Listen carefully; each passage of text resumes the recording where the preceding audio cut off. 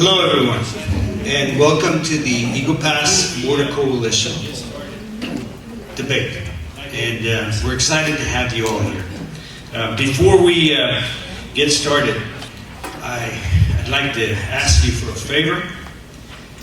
One of our colleagues, one of our board members, Mr. Jose Alonso Corpus, lost his mother a couple of days ago, but still he is here. He's given a lot to be here, and I just wanted to see if we could ask for 30 seconds of silence on behalf of Mr. Corpus's mother.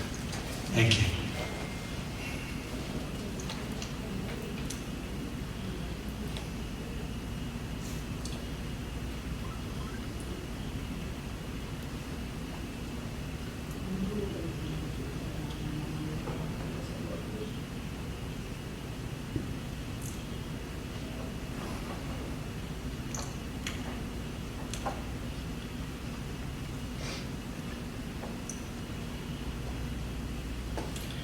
Thank you, everyone. Appreciate you. Appreciate this time. Also, thank you for being here. Appreciate you. First of all, let's start with some of the, the technicalities of putting on such an event like this. And first thing I want to let you know, la primera cosa que les quiero decir es que tenemos equipo para ayudar a las personas que no entienden muy bien el inglés. Tenemos una maestra retirada, la maestra Diana Hart, que está traduciendo. Si hay problema con ustedes que necesitan asistencia para escuchar el programa en español, ella los puede ver acá en la mesa y les conseguimos el aparato, se lo conecta al oído, lo prendemos y puede escuchar el programa en español.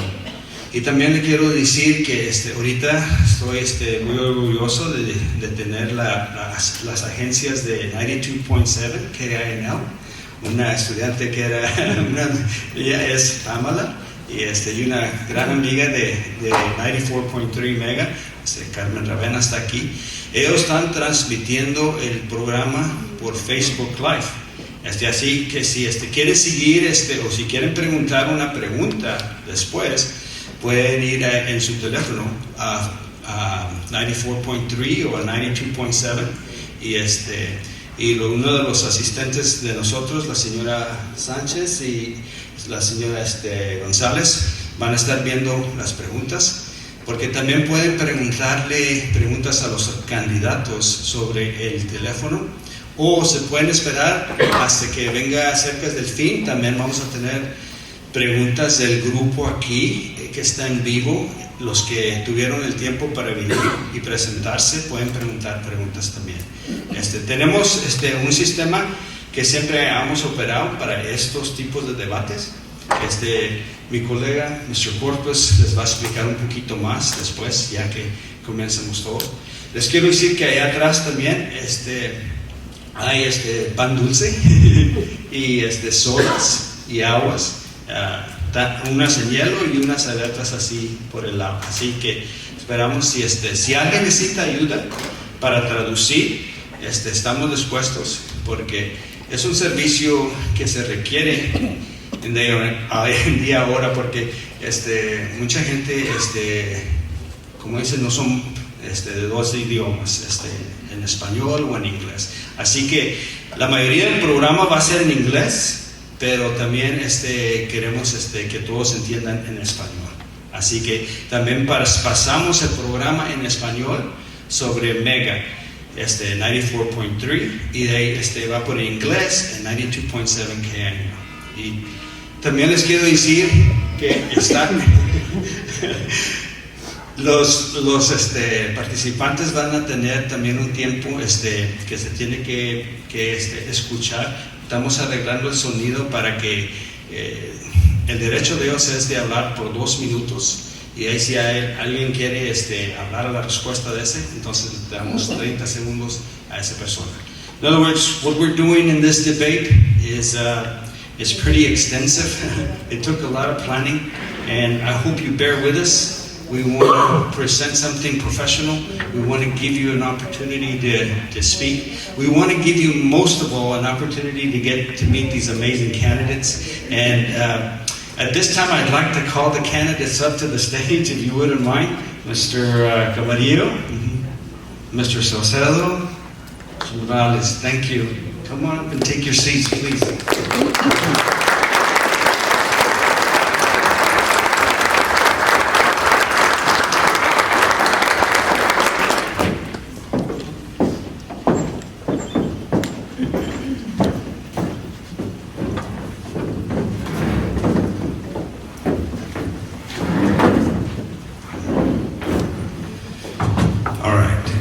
Thank you, gentlemen, and thank you to everyone that's here. And we're going to officially commence this debate. All right, here we go. Of course, my name is Jesse F. Fuentes. I am a board member of the Eagle Pass Border Coalition, and with me I have 2 other partners. I have Mr. Jose Alonso Corpus and also Ms. Alicia Gonzalez. And we're an organization that's a nonprofit organization, nonpartisan. Our goal is to protect the environment, protect our culture, and also provide education to the community, whether it be about grants, whether it be about voter participation or voter information. We want to make sure that we make opportunities available to the community and community members to get involved, and that is our goal. We cannot be political. We just want to educate, and hopefully you'll have a great representation from these candidates that are here. We want you to get to know them because it's critical that we get to a position where we have the right candidate. And the Eagle Pass Border Coalition welcomes you to our 2025 Town Hall debate. For this particular debate, we will be using the Oxford-style format, where we focus on one single motion. And that motion is, who is the best candidate for the Maverick County Judge? Our community faces major decisions. This forum was created to provide voters with direct access to the candidates who seek to represent us at the position of Maverick County Judge. Today we gather to hear from those who want to lead our communities, those who will make decisions about economic development, public safety, environmental protection, city and county policies, and the future of critical projects such as Puerto Verde and the preservation of the Rio Grande River and the restoration of Shelby Park. Our intent is simple. We wish to inform our voters, amplify community priorities, and ensure transparency and respectful civil dialogue. I want to thank you for participating in this essential democratic process. I thank you for being here. It takes a lot to leave the comfort of home and show up and be here to listen, to ask questions, and to be helpful. Okay? At this time, I'd like to go ahead and welcome my colleague, Ms. Alicia Gonzalez, to continue with the presentation. Thank you.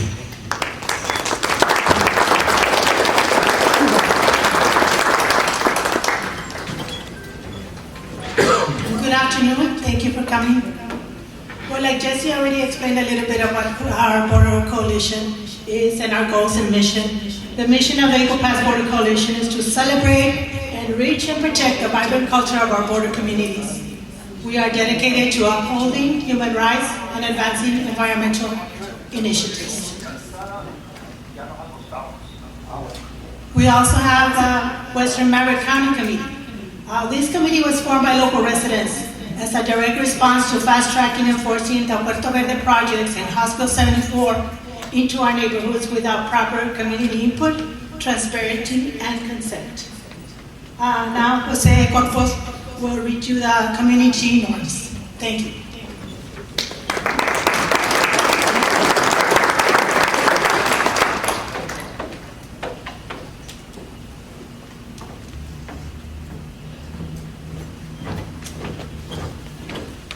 Muchas gracias a todos por acompañarnos esta tarde y pues bienvenidos a este debate de los candidatos a juez del condado de Maverick.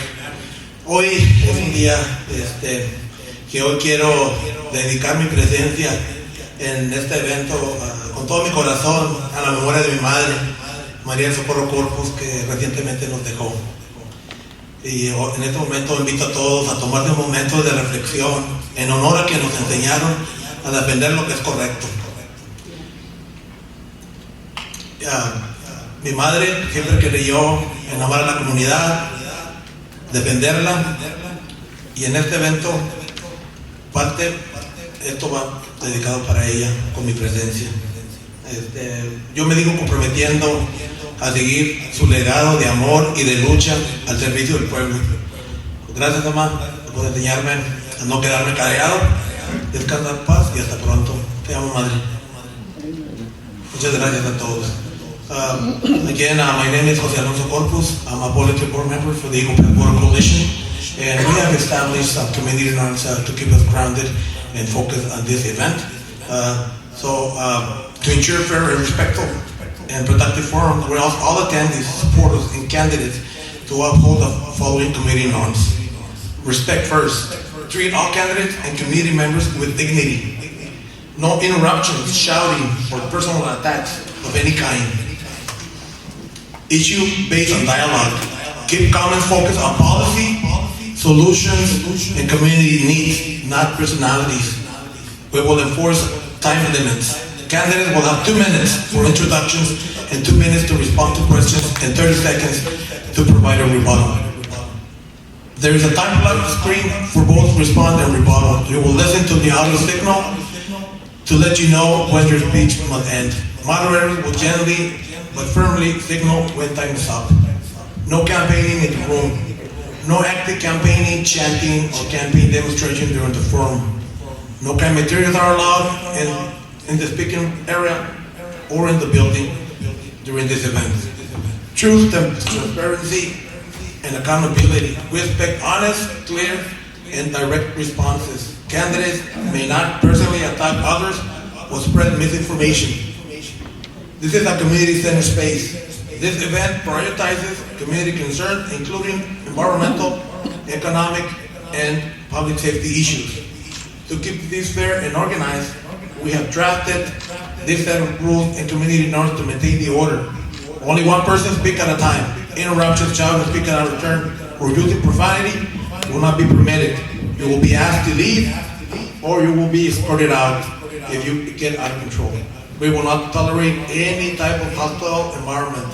So everybody's welcome. We embrace an inclusive environment where all voices can be heard respectfully. So thank you and welcome. Again, thank you so much.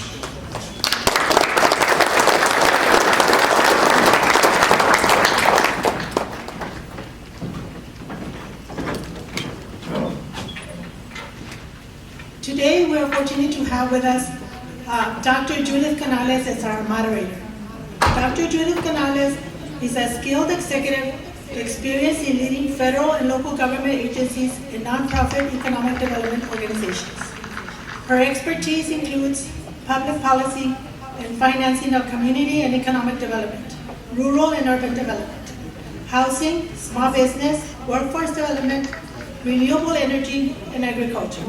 She is proficient in U.S.-Mexico border policies. Dr. Canales served in 3 presidential administrations. She was appointed by President Biden as a senior advisor at the U.S. Department of Housing and Urban Development, known as HUD. Office of Field Policy and Management, where she worked with HUD's 10 regional offices, 54 local field offices, and 380 employees.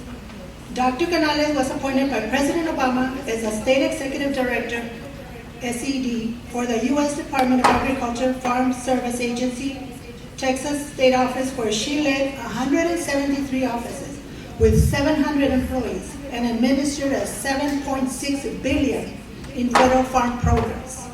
She was the first woman and first Latina to serve as a Texas State Director.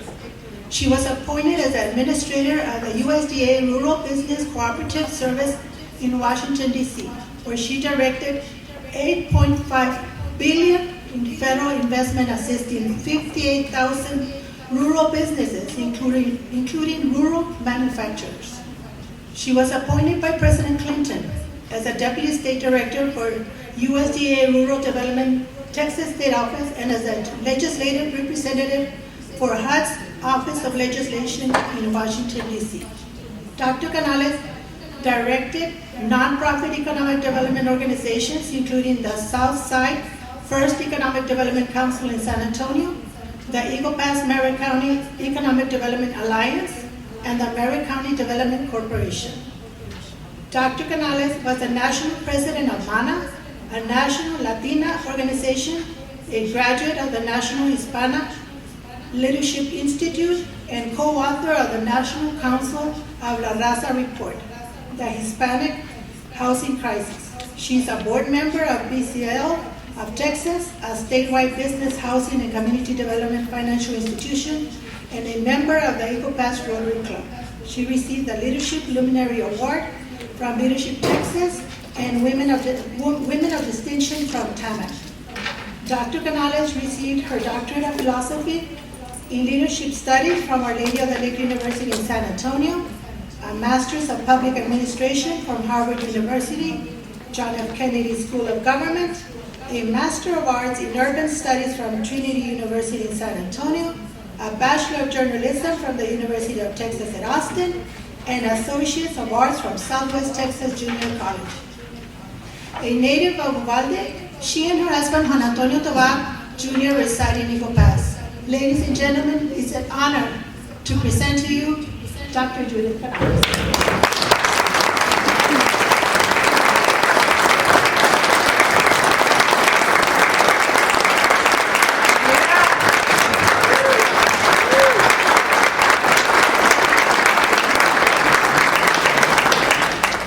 Thank you, Alicia. And I also need to point out, my mother was a proud graduate of Eagle Pass High School class of 1949.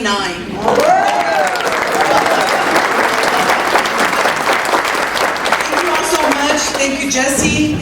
Thank you, Jose. Thank you, Alicia, for uniting us here on behalf of the Eagle Pass Border Coalition. And indeed, it is an honor to be a part of this effort for you all here today in service, really, for our community. And so we're going to be here today to talk about and hear from candidates who have put themselves on the ballot to serve as Maverick County Judge. I want to make a reminder for you this is the government teacher in me, which is, what does a county judge do in Texas? We have 254 counties. So here we are in Maverick County, looking to, of course, continue with the process of electing our county judge.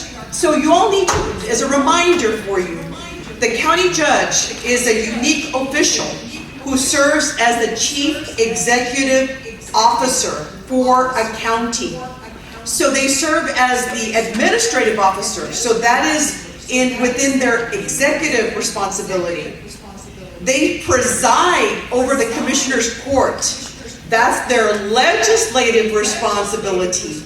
And they handle judicial duties, including probate, civil, and misdemeanor cases. That's their judicial responsibility. And so that is a very important role, the important role for our county.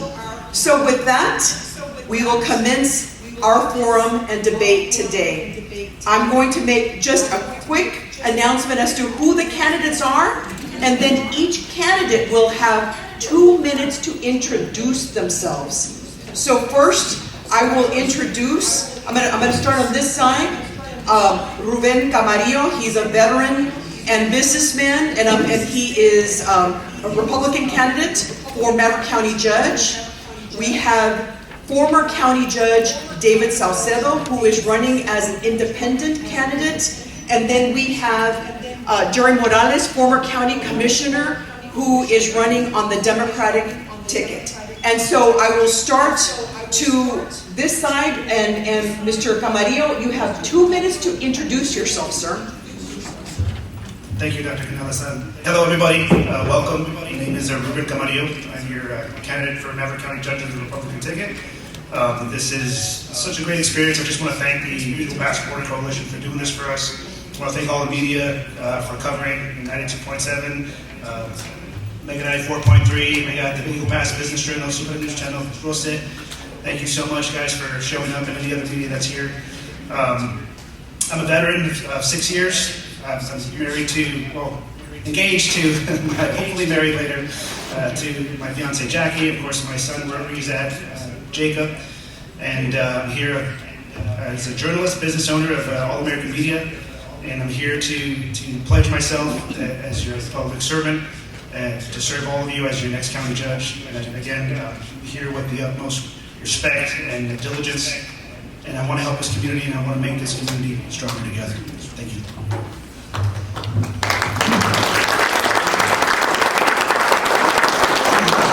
Thank you, Mr. Camarillo. Now we have David Salcedo. Sir, 2 minutes to introduce yourself. Yes, ma'am. Good afternoon. First of all, thank you to the Eagle Pass Border Coalition for giving us the opportunity to be here today. Thank you for the residents of Maverick County, City of Eagle Pass, that are here to listen to us as candidates, to let you know what we stand for and what we plan to do when we get in there as county judge. We have had the honor of serving Maverick County for me, myself, my adult life, practically. Started as a constable, county commissioner for 14 years, and county judge for 12 years. In that period of time, we gained a great deal of experience in knowing what some of the needs are that we have in our community. And we look forward to expounding on some history that occurs here in Maverick County. At the same time, look forward to what we're offering as your representative as county judge. Today is very important. I commend all of the candidates that are here today. It takes a lot to get up here. It takes a lot to run for office. So just the mere fact that these individuals here, I congratulate you and I commend both of you, my opponents, for being here, because it's a very important job. It's a very difficult job that we have in front of us, that we aspire to get to. But I can assure you that me, myself, we're going to work hard for you the way we always have. We're going to be very honest, sometimes brutally honest, about things that need to get done to get the county back in shape where it needs to be and where we brought it the last time. At the same time, if there's anything I can do to help the candidates up here, I will. If there's something that I can help with and give them information, I will. Because at the end of the day, we're supposed to be here to represent this community. We care about the community, and I can assure you, as far as I'm concerned, I will always fight for the rights of the citizens of Maverick County. Thank you.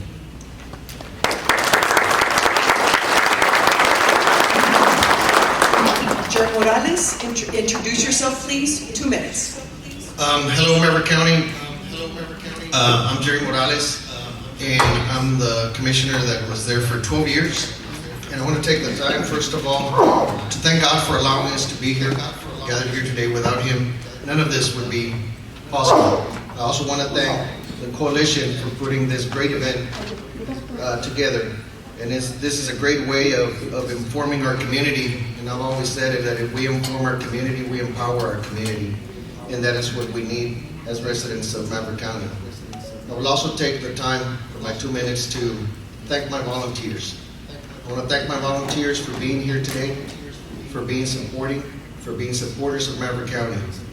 I know that y'all endured those attacks and those slanders from our sitting judge that opted not to show face today. But I want you to know that the community stands with you, like always. You all are residents of Maverick County before becoming volunteers. Thank God for being here. Thank you.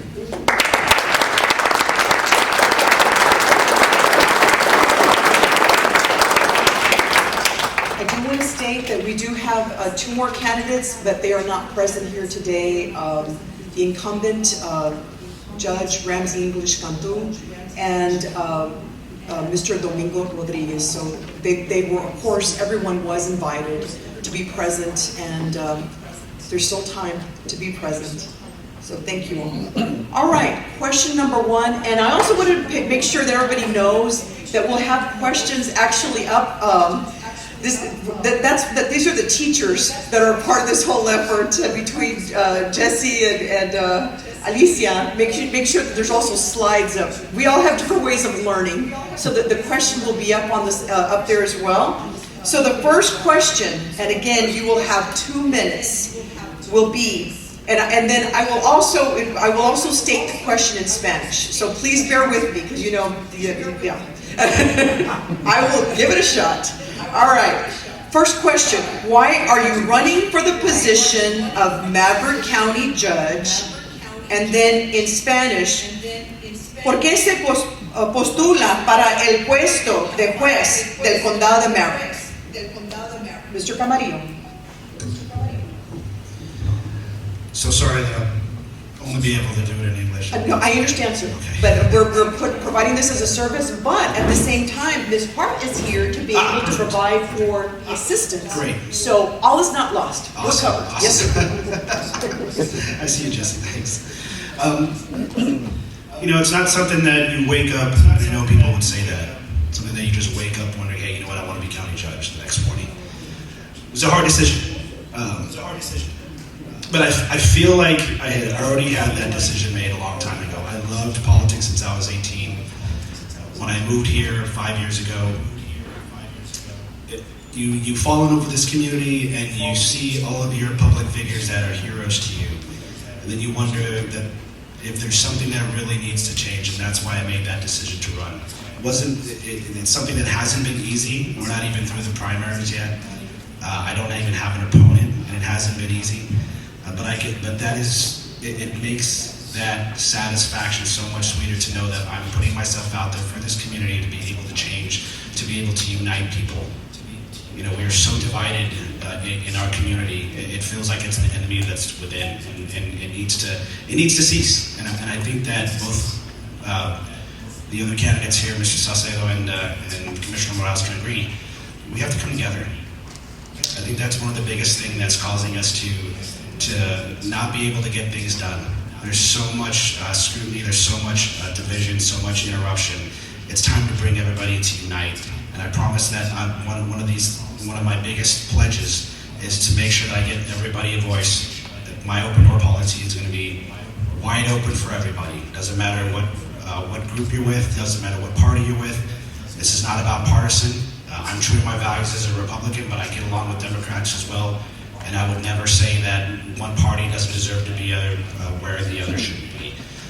Again, that's my slogan. My slogan, Stronger Together, is something that I live by and something that I'm going to govern to. And I want to give that to you all. Thank you.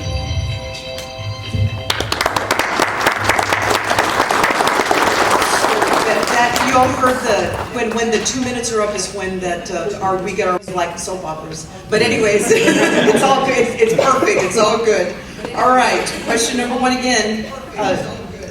David Salcedo, why are you running for the position of Maverick County Judge? Yes, I don't think it'd be a secret to anybody that's here in this hall today that I had aspired to be county judge almost all of my life. I came from a family of service. My father was county judge. I saw what he was able to do for the community. I saw how he helped people, and I wanted to do the same. I served my time, and I appreciate the fact that the public actually gave me the opportunity to live a dream. I came back, and I'd be remiss not to mention my wife, Yana, because she has to put up with a lot of the things that go on now in social media. Like Jerry mentioned, the slander that's there, people attacking, and I appreciate that, Yana, because I know it's very difficult to come back and say, you know what, we're going to right this wrong. Even though we put in our time, and I know we were successful as a judge. We've seen a lot happen in the last 4 years. Some of the questions that will be answered here today would be questions that you wouldn't have if the present person who was there was not there. And that's pretty sad. Because I spent half of my time in Quemado in our first town hall meeting explaining to the public issues that never came up during our administration. We believe that the public has the opportunity to serve and to be the ones that make the decision makers and to be the ones that can criticize and come and say, Judge, we don't agree with you, without fear of retaliation, without fear of getting arrested at a commissioner's court meeting, listening and doing for the public the way it should be.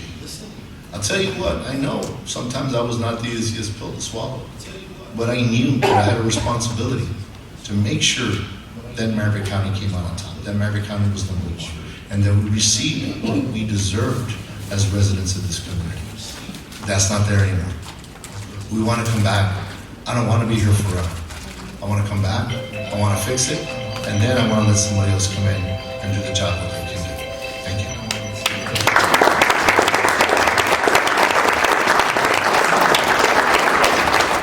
Jerry Morales, why are you running for the position of Maverick County Judge? 2 minutes. Thank you. My decision, I think in one way or another, everyone is called to serve in one capacity or another. And I think everybody in this room agrees that we put in our grain, each one of us, in serving in one way by showing up today and by getting the message out to our community. I've served for 12 years as a commissioner and I saw what was being done. But at the same time, I was able to see for the last 3 years how our county took a drastic turn in the wrong direction. And I had just won my re-election in 24 by good margins. And I could just not stand sitting there waiting for the next re-election to come without being able to make a real change. I was the only vote there, 1-4 most of the time. And that had to change. And the only way we could make that big change was go in and relinquish your share and go and run. So that was the hardest decision, that having to come and tell my residents, you know what, I won't be able to represent you, but I can see the bigger picture, that I'll be able to represent Maverick County and do what we did for Precinct 1 to all the 4 precincts. When you go to Precinct 1 and you look at our parks and you look at our paving and you look at it, how clean it is, I wish that was on all 4 precincts. That took a lot of effort. And then for someone to come in and in 3 years take this completely downhill for the whole county, we cannot just sit around and see it happen. We got to take action. And sometimes that action is creating the momentum, talking to the community and bringing everybody and informing them. And I think everybody agrees in this room with my colleagues out here, the candidates, that the change needs to happen in Maverick County.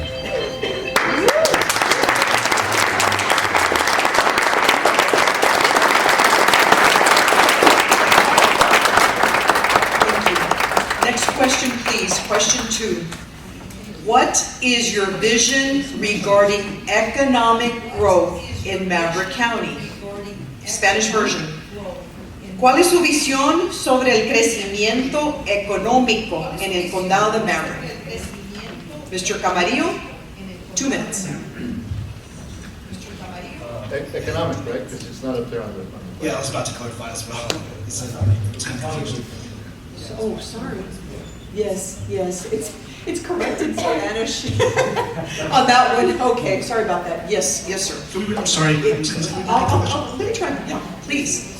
What is your vision regarding economic growth in Maverick County?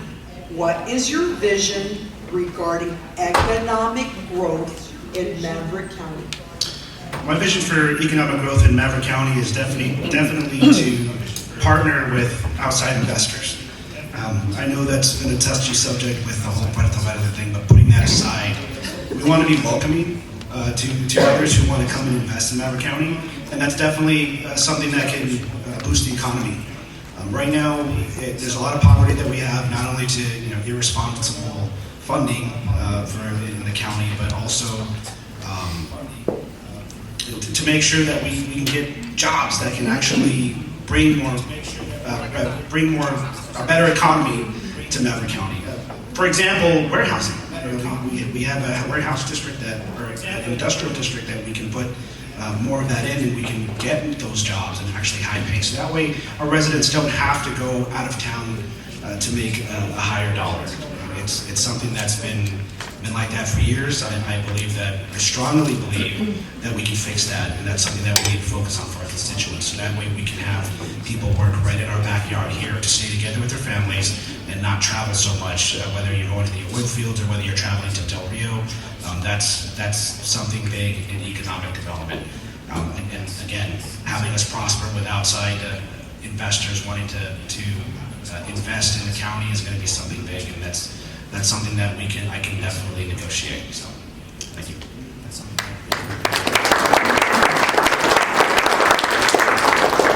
David Salcedo, what is your vision regarding economic growth in Maverick County? 2 minutes. Yes, Judy. I've always believed in the ability for community growth. Sometimes during my first tenure as county judge, I was painted by people who wanted to get away, cut corners, by saying that we were anti-growth.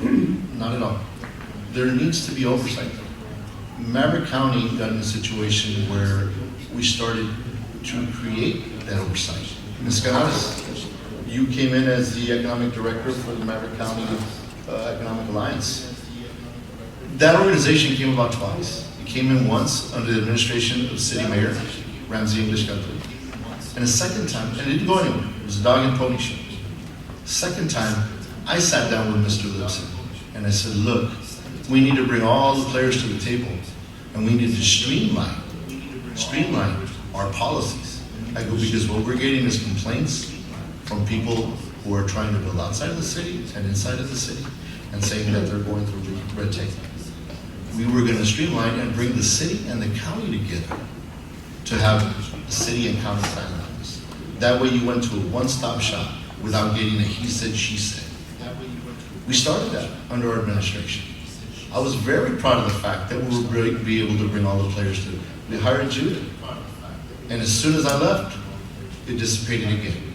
So we continue to be where we don't want to be. We were going backwards instead of forward. It's very important, and the part what I talk about when I talk about oversight is you can't let people come in here and run rabbit over rules that are there to protect the citizen, over rules that are there to protect the taxpayer. I agree with Mr. Camarillo when he says, hey, I'm okay with working with outside, yes, but not at the cost of the taxpayer, not at the cost of the health of the taxpayer, and not what's going to hurt you in your bottom line because you have a private individual coming in trying to take over public entities. Thank you.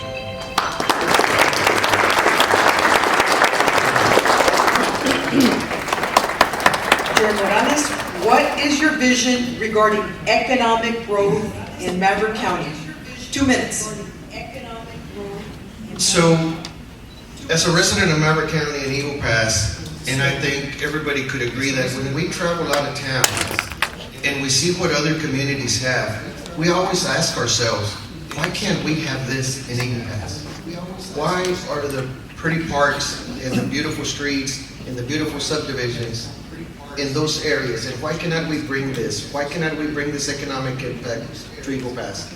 And when we looked at what my vision for Maverick County is that it starts at the bottom. It starts at the bottom because our employees, the people, our residents that are working out there, they need to come in and say, I want to go to Eagle Pass, I want to work in Eagle Pass, I want to stay in Eagle Pass, I want to go get an education, and I want to come back to Eagle Pass because Eagle Pass is offering this. And by doing research and talking to colleagues when we would go to training, I asked some of these county judges, what is it that transformed your county? And when they talked to me about bringing Amazon and bringing Home Depot online and plastic manufacturers and cardboard manufacturers, say this is something that you could offer in Maverick County. And we have the tools to do it.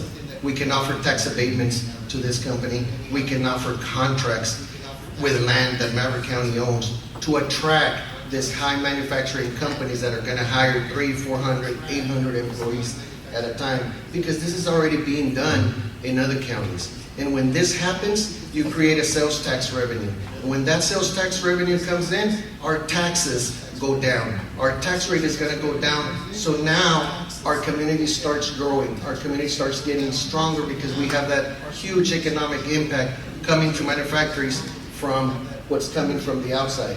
We cannot expect to be doing the same thing over and over again and expect different results. It needs to change. We need to look bigger than what Maverick County is.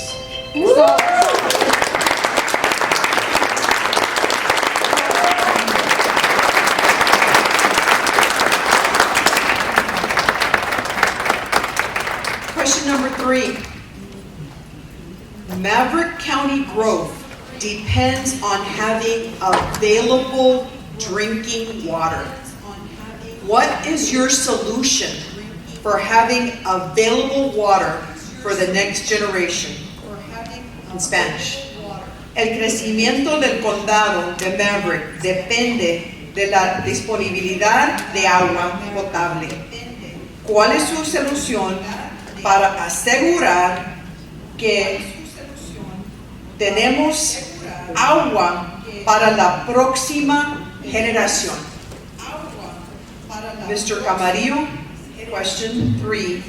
What is your solution for having available water for the next generation? 2 minutes. Well, I'll tell you one thing. After everything that's going on, it's not gonna happen overnight. It's been a work in progress. It's been happening forever, as you may know. And from the research that I've done, it's going to take a lot of work in maximizing grants, using those grants responsibly with the state or federal to be able to bring this infrastructure to rural communities like in Malabar.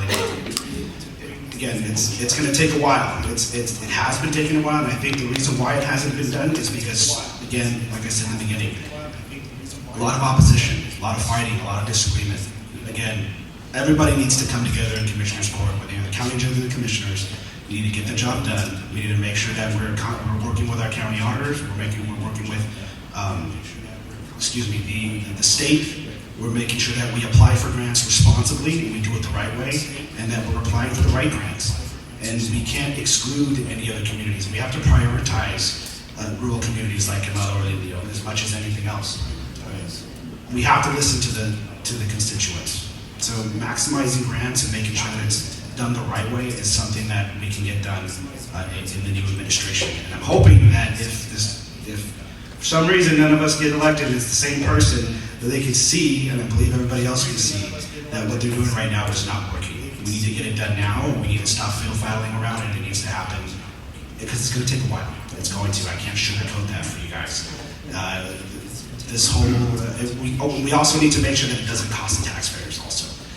That's something that the current administration really needs to be transparent with. If it's going to take work other than not being able to match grants, then you're going to have to be transparent and tell them, well, look, this is going to cost the taxpayers. But we definitely want to reduce that and prevent that from happening. Thank you.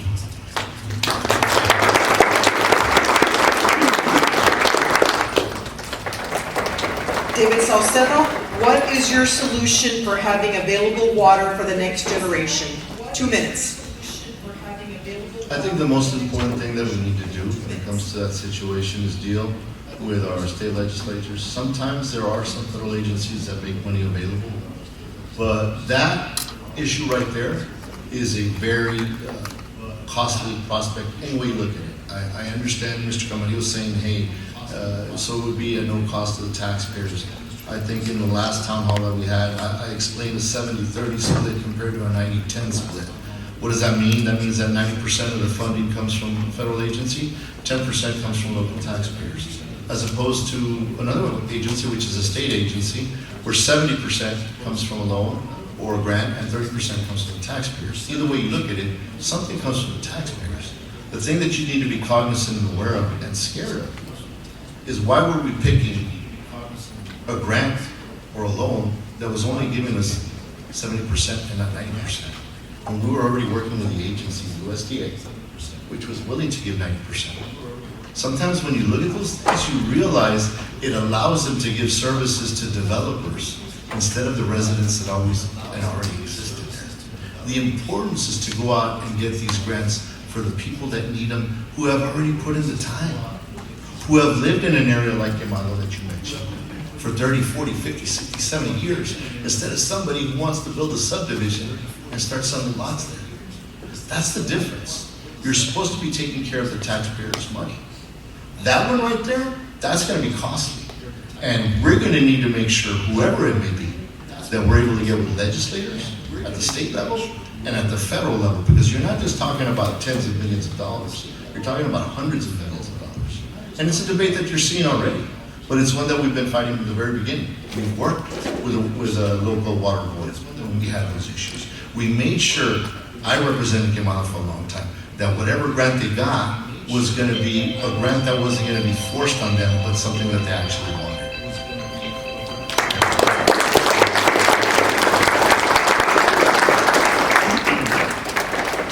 Morales, what is your solution for having available water for the next generation?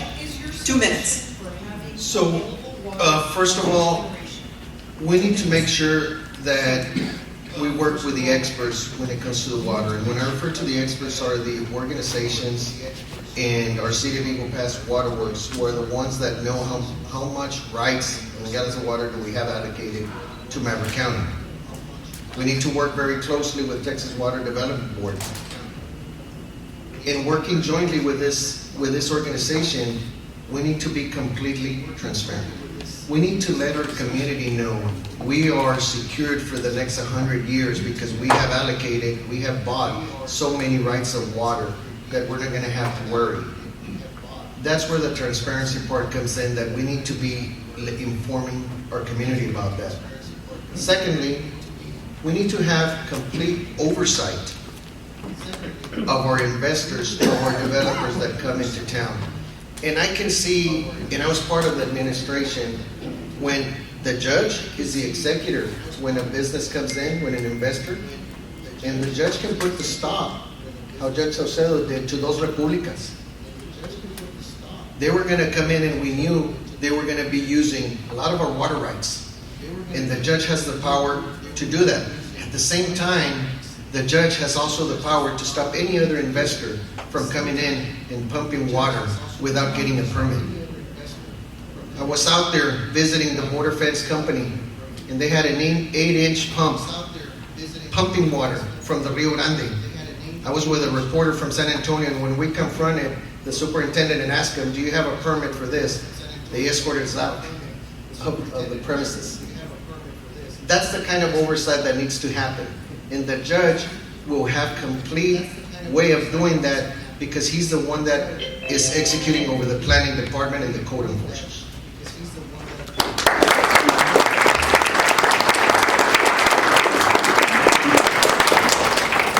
Question 4. Eagle Pass and Maverick County have pursued Loop 480 for 20 years. What is your plan for transportation improvements and investments?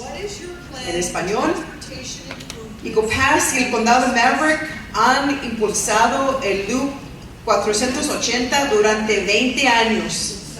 ¿Cuál es su plan para mejoras y inversiones en el transporte?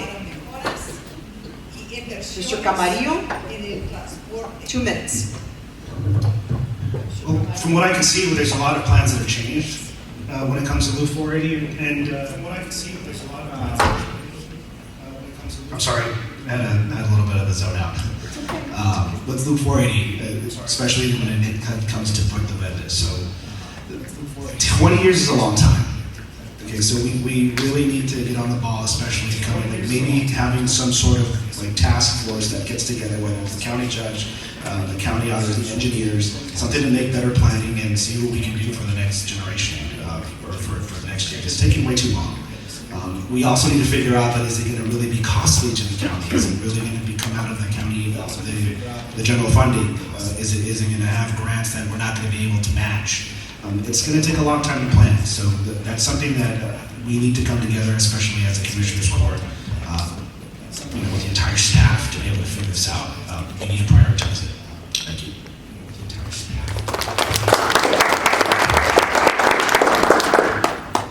David Salcedo, what is your plan for transportation improvements and investments, particularly Loop 480? So you want me to specifically talk about 480 or all plans in general? Well, as you Right. wish, for your 2 minutes. Yes, ma'am. When I was a county judge, we actually pursued, and Maverick County made a top priority, not necessarily 480 at the time, it was 1021. 1021, for those of us who don't know the jargon, is the road that connects Laredo to Eagle Pass. As you know, over the years, we had a lot of interesting situations that happened, unfortunate situations that happened with traffic, people fatalities, things of that nature, people that were working in the rigs. So we made it a priority to go after 1021. Didn't come through, didn't come to fruition. We had engineers on this side that were trying to do that project for way less than the Laredo contingency was. So it was something that got in the way. But as far as 480 is concerned, it was something that the county did pursue, not as heavily as it may be right now. And of course, as you know, there were probably obvious reasons for why it's being pursued. But I can tell you from my experience, having worked with the city of Eagle Pass, working with TxDOT and going to Ports and Plains meetings, 480 was put on the back burner by TxDOT. And I pursued 1021, I continue to pursue 1021 because the Ports to Plains should start in Laredo and go through Maverick County, but it doesn't. Their focus starts in Laredo, and that's something that we need to work on in the future as a county judge to make sure that the city of Eagle Pass and Maverick County have a say at that table. Because when I would go to Ports to Plains, their board members started from Del Rio on up, and we didn't have any representation from the city of Eagle Pass and Maverick County. So that's something that we need to do this time around. It's important because it allows for you to be on the map, and it allows for them to actually have not only a place at the table, but for them to look at Maverick County and possibly give us funding for more projects here without having to come from the local taxpayer.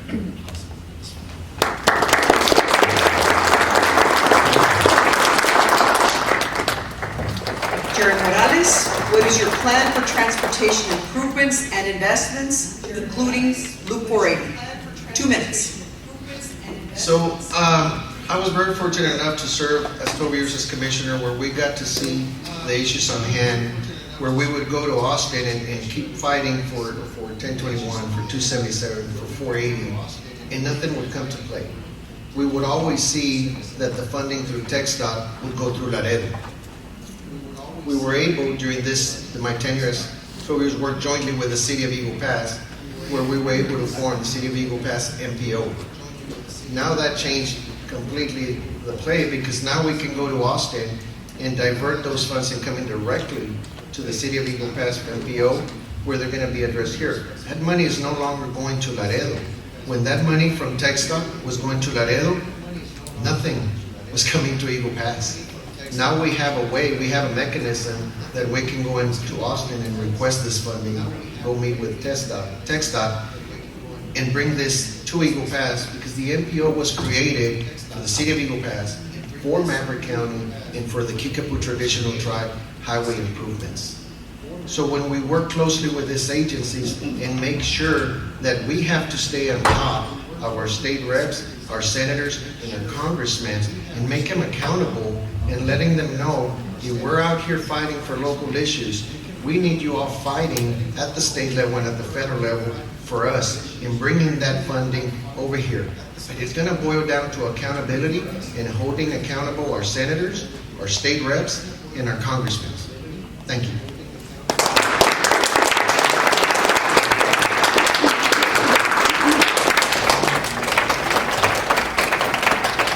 Question number 5.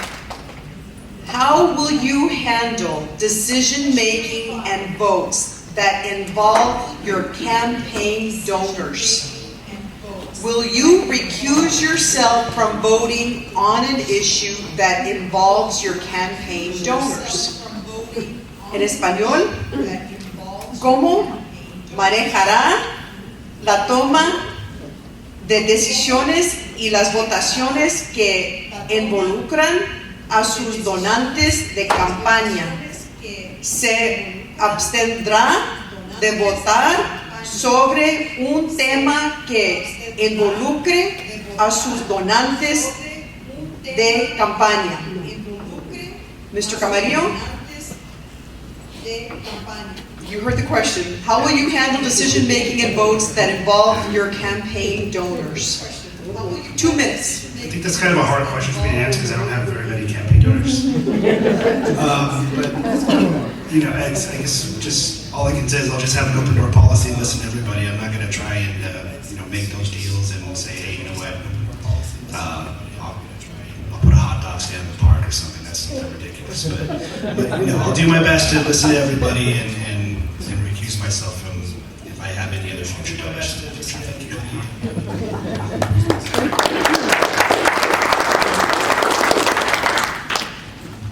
Ma'am, that's an interesting question. I think I will tell you this, and I don't. David Saucedo, 2 minutes. No, I'm telling you this because, Don't throw me off because I don't want to get too intense about things. You know, the reality is, guys, listen, it's been no secret to anybody here in this room, or anybody who lived in Maverick County and has lived here for a long time. I was investigated for 8 years. I was investigated for 8 years because I needed to be. I was a member of the court where they took 5 people away. They took 4 people out of 5, okay? I think it was always easy for me to make a decision not based on a campaign contribution. I never came into play. Mr. Camarillo said, I think we need to be very careful, like he said, without sometimes even realizing that you can put yourself in a compromising situation, even with a hot dog stand. So you need to know what the standard is to be able to take a campaign contribution. That is a part of government that exists right now. Is that something we can change? Eventually it'll change. Will it change at the local level? Eventually it'll change at the local level. But a campaign contribution doesn't mean that you're going to sell out. We have proof of that. We've been vetted. We were looked at. And I think over the years it made it easier for people to give me campaign contributions, because even though they knew I was under scrutinization, I never asked them to do anything wrong or illegal.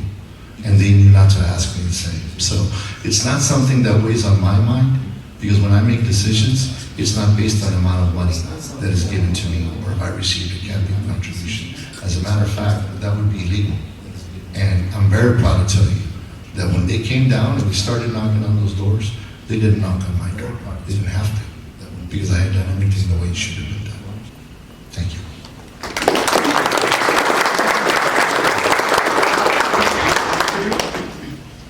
Jerry Morales, 2 minutes. I think that once you have your values lined out and you have your integrity and you have started your form of transparent government, campaign contributions is very difficult for those to have an effect on county government, because we've always looked at how we're going to rule, how we're going to be out there exercising our votes without having to be thinking that he's going to get mad. And I did have a campaign contribution in 2014 when I had the contributor get upset at me and stand up from sitting court and say that I helped you in your campaign because I voted against that project. Him making a contribution to my campaign was not going to constitute him getting that vote for something that was going to affect our citizens, for something that was going to affect our community. We will never sell out Maverick County to campaign contributors. Maverick County will always come first, and we need to start by setting the example. And I think we've done an excellent job for the past 12 years. Thank you.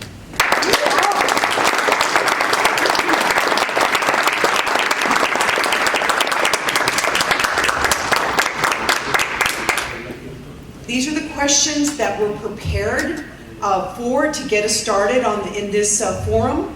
Now, what I would like to do is call up the public and to please come to the podium. If any of you have a question, to please come forward. And you may approach the podium now if you have a question that you would like to ask the candidates. And we do, again, have the ability to, and Ms. Hart is able to, thank you so much, Diana, for helping us to, you're doing great, thank you, to translate. Well, does anybody have any questions? Please come forward, please. If you would please state your name, that would be helpful.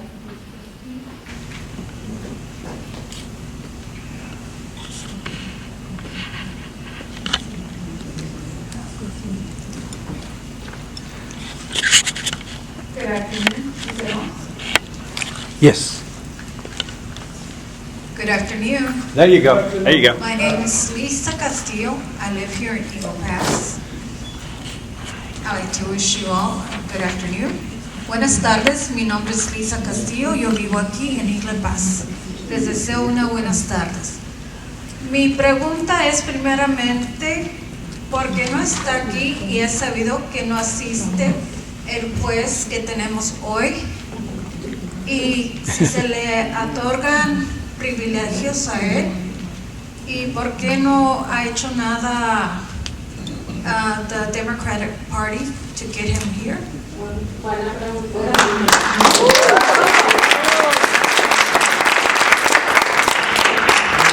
Ms. Castillo, just speaking in the sense of this, for this forum today. For every forum. The Judge Cantu and Mr. Rodriguez, as I stated, you may not have been here. I announced at the beginning, all candidates were invited to participate at the same time. But I've seen him on the internet, he's never here. He's never present. He controls the dialogue. Okay.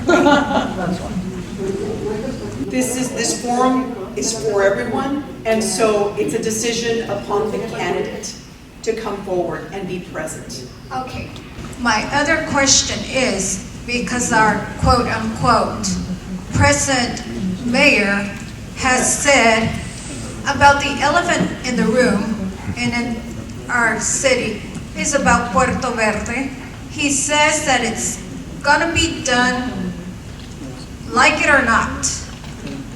¿Qué de ustedes, si son elegidos, van a hacer para prevenir? Porque ese proyecto va a dañar mucho a los ciudadanos de esta ciudad. Y sabiendo que Rubén Garibay es un inversionista que anda buscando la oportunidad de nomás ganar ganancias para él, ¿qué cada uno de ustedes pueden hacer para impedir que él haga eso en nuestra ciudad? Gracias.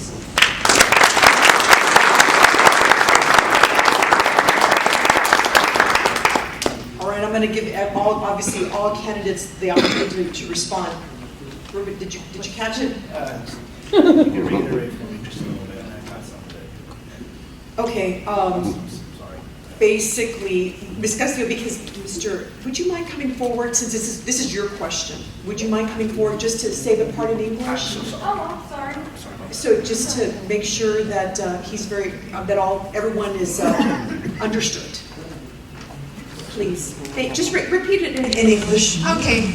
I just say, first of all, what special privileges does Ramsey Cantu have for him not showing up basically in all of the forums that you guys have? And I also said, if one of you was to be elected judge, what could you do because Rubén Garibay, first of all, I said, our present mayor said that project was going to go through. He said, it is what it is, quote unquote. Because Rubén Garibay is, what do you call it? An investor. An investor, and he says that he just comes into town and just comes and says that he's going to go through with Puerto Verde. And he is a person, okay, the Business Journal, it says that the IRS is coming after him, and basically he wants to get those funds from our town to save. And we're going to be, if he does go through with that, our taxes are going to go up because they're going to use our taxes to pay for that project. What can you do if you were elected judge? What could you do to prevent that project from going through. Mr. Carmody? We'll go back to the rules again, which is 2 minutes. It's going to be a lot to cover in 2 minutes, but I'll do my best. Do your best. Okay. You know, I just want to say it's very disappointing that our city county judge did not join us after me making a cordial invite in the public, and after, of course, after these fine people had worked so hard to do this for you all, and for this entire community. Special privileges, I think he thinks he has his own special privileges at this point. But it's very concerning, very upsetting. I would have loved to have the honor to debate him today. But I think that, I don't know if, again, either special privileges or we have the anti-Ramsey-Cantu repellent here, which when you have these two men in the same room, that's probably something that would happen. But now when it comes to Puerto Verde and the mayor, I think, honestly, and I have to be honest about this, I think that was very irresponsible to put that out there to say that this is going to happen anyway, whether we like it or not. We do welcome outside investors. However, it's up to the public officials to tell the investors and to negotiate and say, well, no, how about we put it in this place? You know, for example, we have the whole congestion on Mid Street. We have all these businesses that is congesting the area. Well, look at Bush's Chicken out there in Veterans. It's doing well. You got Academy, you have Harbor Freight, you have Tractor Supply. All that is doing well. So for our elected officials to tell us that we can't do anything about it, that's very irresponsible, and I think that calls for stronger leadership. And when it comes to Puerto Verde and Ruben Garibay, it's the same concept. We need to be a strong administration. We need to be strong elected officials to be able to negotiate and to be able to protect our taxpayers, our constituents, to make sure that our colonias are not being impacted. And if we want something as big as this project to happen, that it has to be it has to benefit Maverick County. It has to benefit the residents. We have to protect our residents of Maverick County, no matter what, at any cost. We can't just have the investors come and tell us and step on us and tell us what to do. Thank you.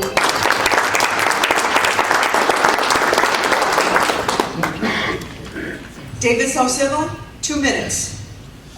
Ms. Castillo, in reference to your question about serving the public, I think you know as well as I do how important it is at any level to represent our public. As a matter of fact, I remember I would visit you during the pandemic, and you weren't able to go and get commodities like all of us were able to. Those were very difficult times. And me and my staff would make it a point to go and leave some with you, as we would do in other businesses. We would hit FUDs and some of the local other establishment convenience stores where the people couldn't get out to do it. We would literally go to their home because that's what it's supposed to be about. It wasn't, said because we were going to bring it up one day. I mean, you brought up the issue, so it needs to be addressed. We're public servants. We're supposed to be public servants. You all gave us the opportunity to be here, and we have a responsibility to respond and to answer. 4 years ago, this gentleman ran against me, and there were a lot of accusations that were out there that he made. There were a lot of promises that were made. There's the thing that I feared the most. It was just all talk, and we didn't see anything. You've seen a county go from a surplus of $9.5 million to less than 2.5 in less than 3 years, with absolutely nothing to show for it. And that's scary. You're seeing a project like Puerto Verde trying to get railroaded, no pun intended, down here. But guess what? When did that happen? That didn't happen when I was county judge. That's happening now. Because I never played ball, and those guys couldn't come to me and have it. To this day, you all don't know any of the parameters or any of the innuendo or even any of the aspects of whatever agreement the county and Mr. Garibay made in that project. That's not something we would tolerate. We have a history of fighting those repúblicas. We have a history of getting rid of GIO when they were using the county debt to pay for it. Okay? Those are battles that I fought. Mr. Fuentes, I apologize again, but you said, because it's coming during the last debate. I will tell you, I will take them to court and I will fight till the bitter end to make sure that they don't come. Thank you.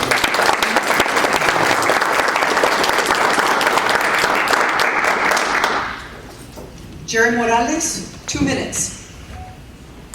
Ms. Castillo, thanks for being present here today and standing up here and asking those tough questions. I think everybody understands and the whole community knows why Mr. Cantu decides not to show up. I think there's a lot that's happened in this past 3 years that he doesn't want to get questioned as to what's happening. He doesn't want to be transparent with our community. That's to answer about him not showing up. Now, as far as Puerto Verde,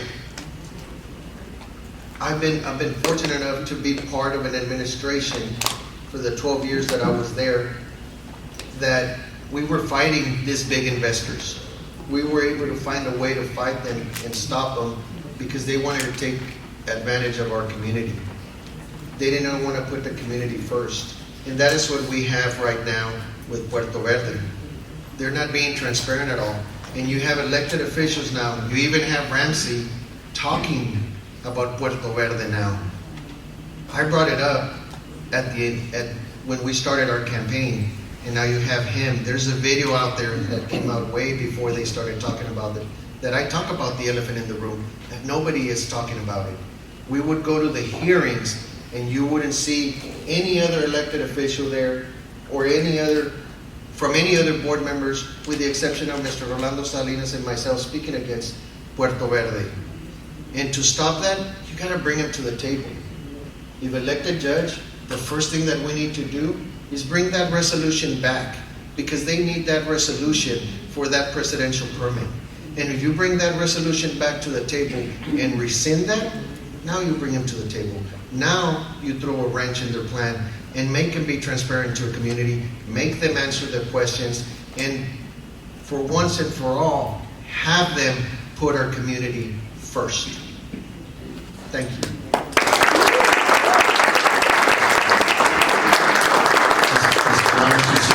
Given the opportunity for 30-second rebuttal. That is correct, sir. Okay. This is 30 seconds. It's not necessary rebuttal. I think it's just important for the public to know. I appreciate your comments, Commissioner Morales, and I'll be the first one to tell you that I had the support of Commissioner's Court when I was a county judge to go out there and be able to fight those battles. First thing they teach you when you take these classes in government, you need to learn how to count to 3 on a 5-member board. And I was fortunate enough to have the votes of the commissioners, including Commissioner Morales.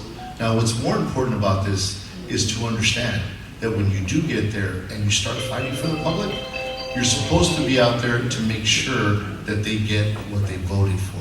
So we did have that support, and we were able to go out there and get that. You don't have that anymore right now. Things are being done behind closed doors.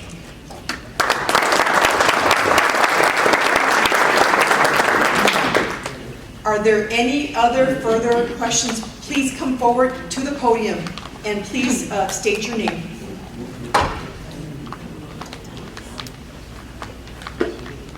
I am Rosemary Tan, and I appreciate that the Border Coalition has sponsored the forum, because I don't really know much about what's going on. I try to read the newspaper, I listen to the radio, and I'm glad that the candidates are talking about, of course, you always plan to bring in the businesses for the taxes, for the services for the people. But I hope you're also thinking it's a nationwide problem, or maybe global problem of the aging population. And Eagle Pass is the same. We are increasing in the aging population here. And so what are you going to improve the services for the aged? And I have heard of people who can even go to attend their associations because they're old, they don't drive anymore. And we do have the Southwest Texas Transit. And yes, and I've heard that, and also my experience that I tried to call and could I have a ride? I have a problem with my car, and I have tried calling taxi also, but sometimes taxi is not available, and they said, oh no, we can take you to the shelter. So I hope you will also consider that, and also housing for the elderly. Because we are, the housing is really very high now, and the elderly are retired, and how can they be keeping up with the rent? Thank you. Thank you so much. to put it all together. You all caught all that, and thank you very much for the question. The population is aging, and perhaps isn't that a good thing, because that means people are still around, okay? So that's a good thing. But then therefore, how do we work with the population that is aging? And she also asked about the needs for transportation to serve that population, as well as housing also. So again, 2 minutes to think about or to put forward your thoughts on aging population in Maverick County services. Well, one thing I've learned being here, living in Maverick County, there's a lot of history, and I don't want to say we're old. That sounds, I don't know if that sounds. I'm sorry. Eagle Pass, Maverick County is old. There's a lot of people that have been here for a very long time, and we can't leave them out. I don't know. I believe the city of Eagle Pass was doing something about a transportation system. I'm not sure if anybody's heard about that or if it's come to fruition yet. Well, she made reference to the SWART, Okay. the Southwest Area Regional Transportation. Oh, yeah, we have based SWART, in yeah. Uvalde, but there's now service in Maverick County. Okay. There has been, but just you keep going. Okay, yeah, we need to maximize that service somehow. Not everybody can be young enough to drive. We have accidents, and of course we have all this congestion.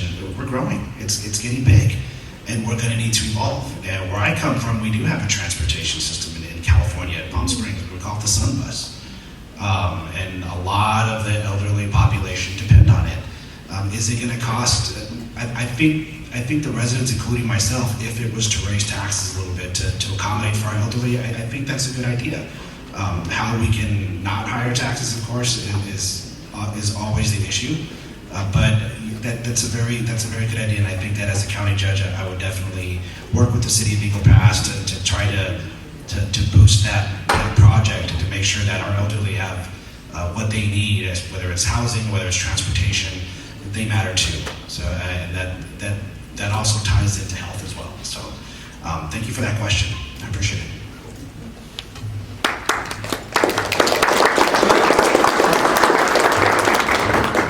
David Salcedo, 2 minutes. Yes, very good question, actually. We're talking about transportation in the city for the elderly. We wholeheartedly support SWORD. We support it from the very beginning. In my second life in public service, when I worked for the city of Eagle Pass, I got to sit back down with the members of SWORD, some of the board members, some of the employees. And I was caught off guard with this. Jerry, maybe you can help me with this, but I understand that the present county judge refused to give them his portion of funding that they deserve. And we're not talking about a large amount of money here. I believe it was $30,000 a year, somewhere around $30,000. And it was a refusal to even give that to make sure to help not only the elderly, but the veterans of our community. Since the veteran services were no longer doing that, veterans are utilizing SWORD to get those services. They service the county, yet the county of Maverick right now refuses to give the match that is there for the elderly and is there for the veterans. There's no need for that. $30,000 is a lot of money, but it should be a priority. She is correct. Mr. Camarillo is correct. This community is getting older.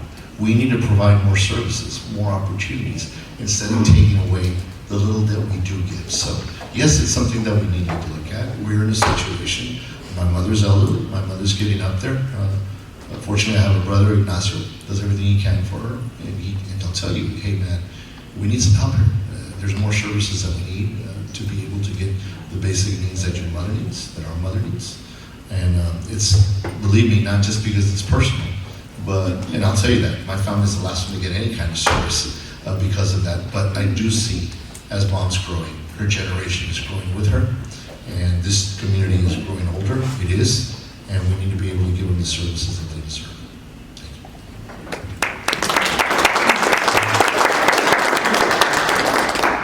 Jerry Morales, 2 minutes. First of all, we would thank you for presenting those 3 questions, and that's one of the important, all our issues are important, but I think that's one of the most important issues concerning our elderly. We need to bring back those agreements that we had in place with the city of Eagle Pass with SWORD. There's no reason why those shouldn't be happening. There's no excuse for not doing that. Second, when it comes to the housing, we currently established the Maverick County Housing Finance Corporation, and we have between $7 and $8 million sitting in our bank. Sitting in our bank because they cannot be used. Our county judge used $2 million of those to balance the budget in 24, which he shouldn't have done. And now we have pending lawsuits from other counties where we went and took this money away from them, and that's now sitting in our bank. We don't know what's going to happen with those lawsuits, but what I do know is that that money is here in Maverick County and can only be used for housing. It cannot be used for anything else other than housing. And when it comes to talking about the elderly and talking about what the county has, we have the Maverick County Nutrition Center. And I'm going to give you some facts that are very alarming, when we look at the numbers, when we look at the budget. And when you look at the budget in 23, the Nutrition Center, at the end of the fiscal year, would have a surplus of about $800,000. In 24, it'd have a surplus of about $290,000. And in fiscal year 25, guess what? This is what's most alarming. And you can find this in the budget. You can go to the county website and find it. For fiscal year 25, the Nutrition Center is going to be at a negative $133,000. That is completely alarming because that is the Nutrition Center that serves our elderly. And now we need to look at how are we going to fix this? Because in 3 years, our sitting judge completely destroyed it.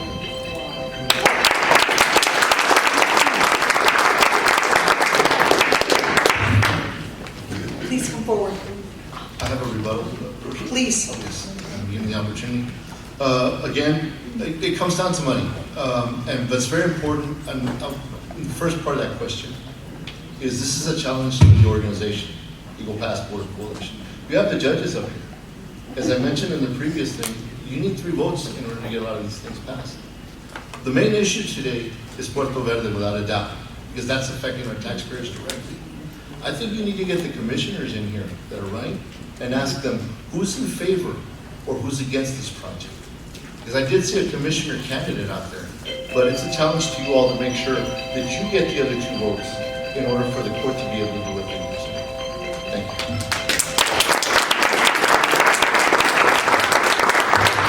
I hope Jesse heard the question because Jesse and Mr. Corpus and Ms.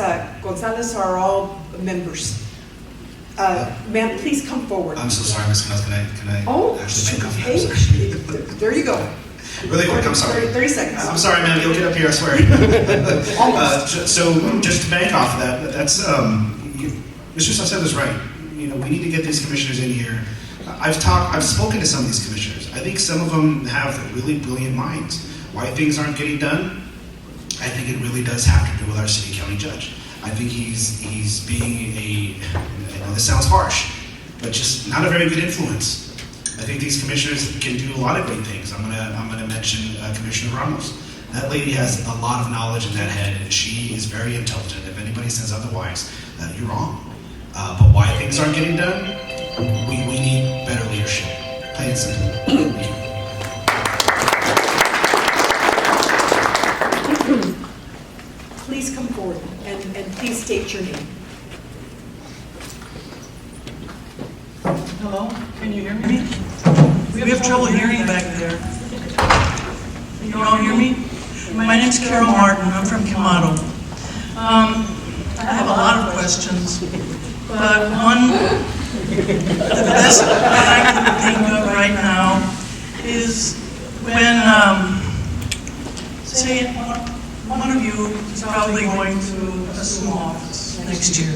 And a lot of times when elected officials assume office, they set up policies. I'm going to do this when I'm in charge, I'm going to do that. Okay, I kind of have a plea for you too. How are you going to keep we the public better informed? A suggestion from my observation is, will you please schedule commissioners' court meetings on a regular basis? Make them accessible to us, the voters. Please explain your policies as far as using executive session during a commissioner's court meeting. And another key is, I don't want to get too specific, but it's my general impression that elected officials in Maverick County, they tend to think they know what we want, we the voters. And then you get in a bubble, and you think, I think this is what the voters want. But things come up during your term. How are you going to be receptive to what we, the people, want? In a year from now, 2 years, 3 years into your term, are you going to schedule town hall debates or question and, I mean, maybe not a debate, but a question and answer session? I would think you would need that back and forth dialogue with your constituents. Please speak to that. Thank you.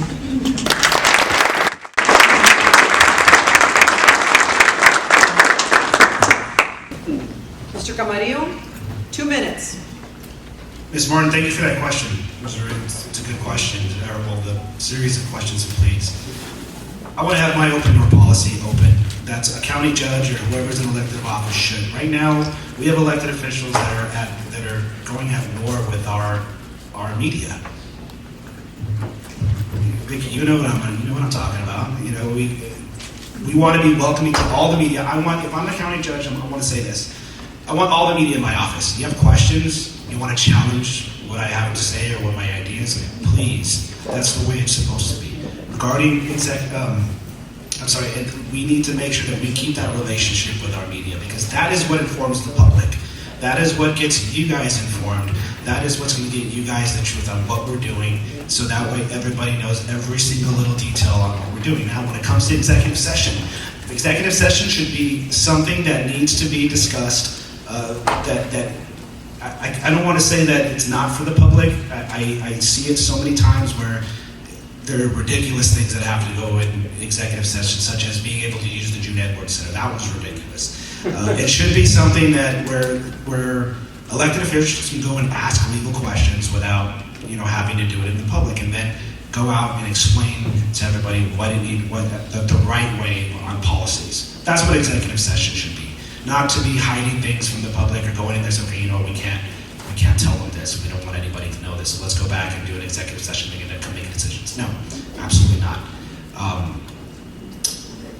And then, I got lost. Was there something else, Ms. Martin, that I'm missing? Town hall meetings? Town hall meetings, yes. We want the community involved as much as possible. When it comes to Commissioner's Court, we want to make sure, I've said this before, we want to make sure that it's scheduled. We want to make sure that everybody knows, not putting it the day of. We want to make sure we distribute all sorts of schedules out there to know that we're going to be doing something very important. And as far as the town hall meetings, yes, we want to get the community involved as much as possible. And we can create committees to do that. That's something that we need to take special interest in. Thank you.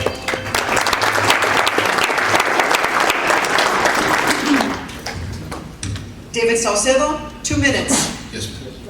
Yes, ma'am. Thank you for your question. Very good question. On 2 of those accounts,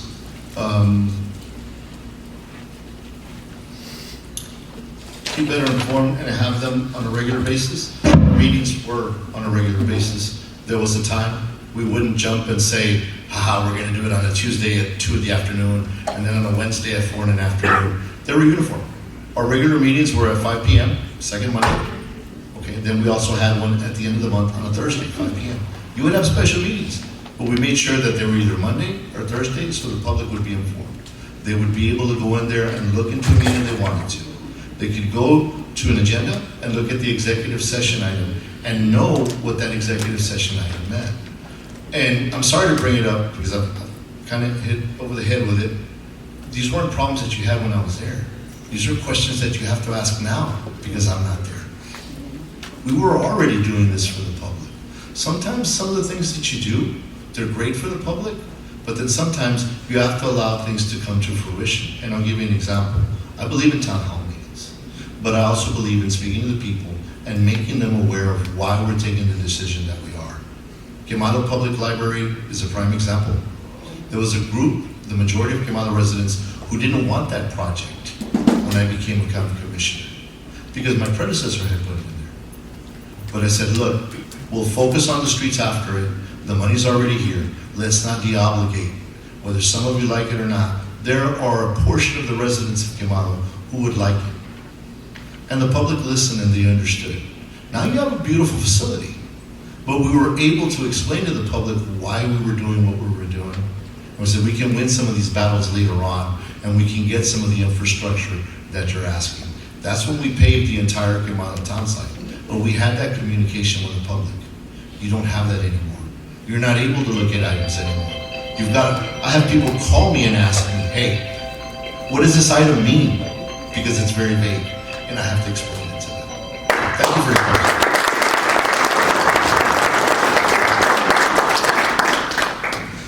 Jerry Morales, 2 minutes.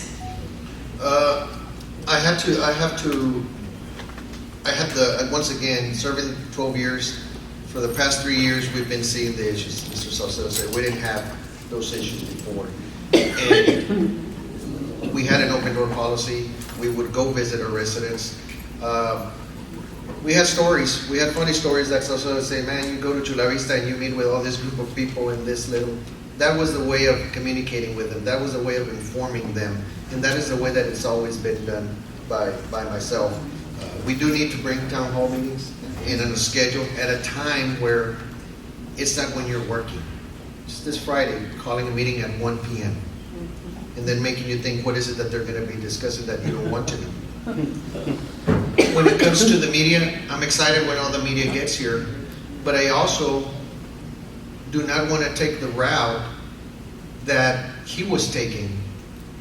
He went and took advantage of the media and made the media work for him, offering 13 contracts to them. And the media came and did work, and then he didn't pay them. You know, that's what he was doing. He was trying to get the media to talk nice about it. We don't need to be doing that. The media is going to deliver the news. They're going to deliver the facts. They're going to be transparent because that is what they do. And he came in here and took advantage of them and not paid them. And that shouldn't be happening. It didn't happen, and it's going to stop. And when we look at how do we keep our community informed, we need to be as transparent as Clearwater. Maverick County has never been awarded a transparency star. And when you look at other counties, they've been awarded those stars.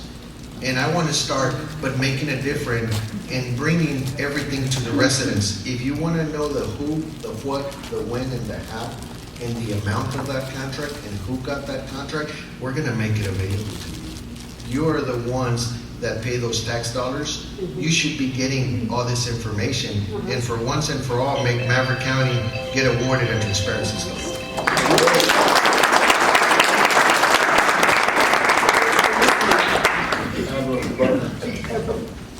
You can come up a bit, Yes. He's going to provide a rebuttal. Yes, and in reference to that, Mr. Camarero brought up an open door policy. We had an open door policy with the media, and I will tell you that during COVID, we did award contracts to the media, all of them. Whoever had print media could go into the county and utilize that money to do that. Not a single member of the media, because believe me, I'm not a media darling, can say, you better write positive things about me if you're going to get this contract, because I never did that. You go and ask any one of them today, and they will tell you, he never told us we had to write good things about him. Believe me, some of them didn't. But they deserve the right to that money to publicize the way anybody else did, whether they were with me or they were not. Thank you.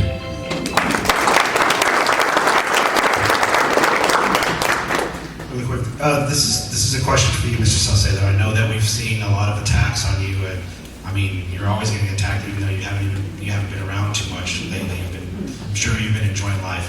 This is a question regarding the Maverick Times, saying that all you do is provide for the Latino and to give COVID funds to the Latino. Can you just? I kind of wanted to hear your side of the story on that, please.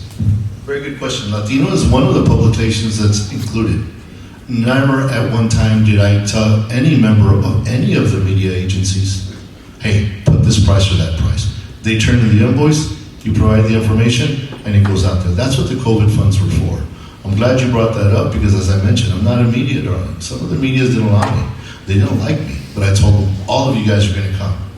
And there was no tit for tat. It's always, you guys go out there, that's not my money, that's federal money. I wouldn't dare use it. especially, to get into trouble. So everybody had the right to go in and turn in an invoice and do what they're doing. Now, that was allowable because it was an emergency situation. You're not allowed to do that now. The county doesn't have franking privilege. I don't know what's going on, Jerry, that contracts are being out to the media. I'm not trying to antagonize anybody, but we got to be real careful with that. You've got to have good attorneys in there, because those attorneys would be telling you, you can't use money on publicity as a franking privilege. Thank you.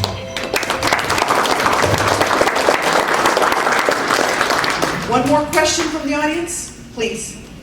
Muy buenas tardes, mi nombre es María Sarmiento, Lucy, para mis amigos. Primero que nada, a los candidatos aquí presentes, agradecerles el que estén ustedes aquí. Eso habla del respeto hacia los ciudadanos del condado, eso habla de los valores con que ustedes fueron criados. Y al final de cuentas, nosotros que estamos aquí y que gracias a ustedes podemos hacer esas preguntas, porque al final de cuentas nuestro voto los va a hacer ganadores a uno de ustedes. Entonces, gracias por escucharnos.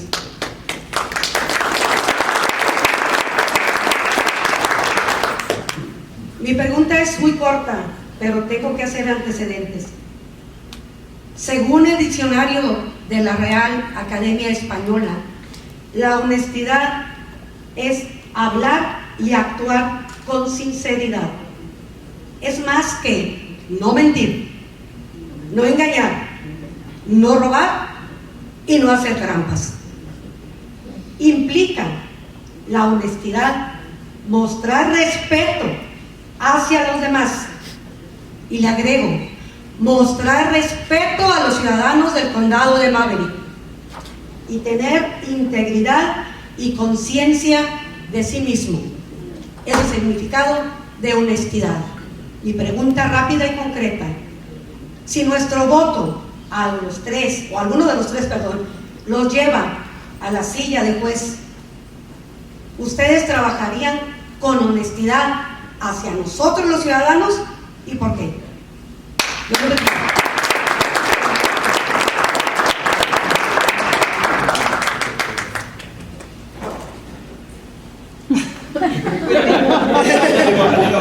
Basically, and thank you, Ms. Sarmiento, muchas gracias. So basically, in what she's putting forward, and she did it in a beautiful way, about having respect and valores, what you stand for, what your belief system is, as a person, as an elected official coming in. Acting with honesty, acting with sincerity, showing respect to the citizens of Maverick County. Will you do that upon taking this role? Work with honesty, and she also said no robbing. I have to throw that part in, okay. ¿Estamos de acuerdo? Okay, got it. Muchas gracias por tu pregunta. 2 minutes. Thank you. Like I said, I'm so sorry, but We got you. Keep going. absolutely. I will do everything in my power to make sure that I work with honesty, to be true. I'm here from the bottom of my heart for this community. Again, I don't have to be, I really didn't have to be here. But I had to kind of battle with myself to be able to convince myself, well, you know what, is this something for you, Ruben? And it came to fruition right away. I love this community. I would never betray it.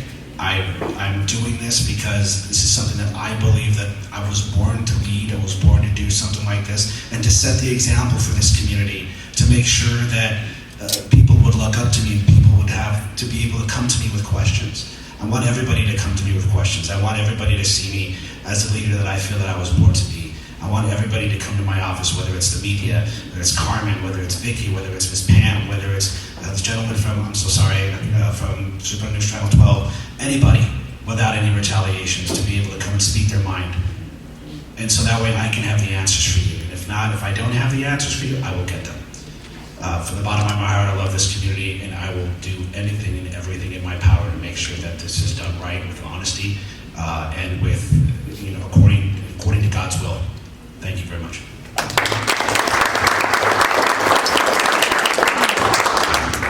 David Salcedo, 2 minutes. Yes. The very good observation and question for us that are up here about sincerity, not robbing, and working for the people. I will tell you that in my tenure, we always did the right thing for the public, even when nobody was looking. Again, to mention, I was investigated for 8 years. It was something they had to do. That's something they should have done because there was corruption going on with some of the commissioners. I'm not going to get in depth about it. Those people have paid their debt to society. I don't think I need to beat it with a stick. But at the same time, you all need to understand, Mr. Camarillo said it himself right now, man, Salcedo, you get attacked a lot. You know, I get attacked for a reason. And you need to sit back, take a step back and look at that and say, why is that happening? You need to see who's actually worked for you, who's always done for you, being attacked because we weren't part of the machine. We were the anti-machine. I do give credit to Mr. Morales when he was part of my team, and the other commissioners that were part of my team, because they worked towards a goal. And we didn't fail as your administrator. When I left, we left the $9.5 million there. That was done with sincerity. And sometimes you are going to get upset when people are trying to take cheap shots at you in a court, especially when they have other things that they're really trying to do. They want to get rid of you because you don't play ball. You don't get the contracts anymore. You don't get these things because we weren't allowing that. That's why we succeeded. We were the example of what could be done if you were honest and sincere and working for the public. Thank you.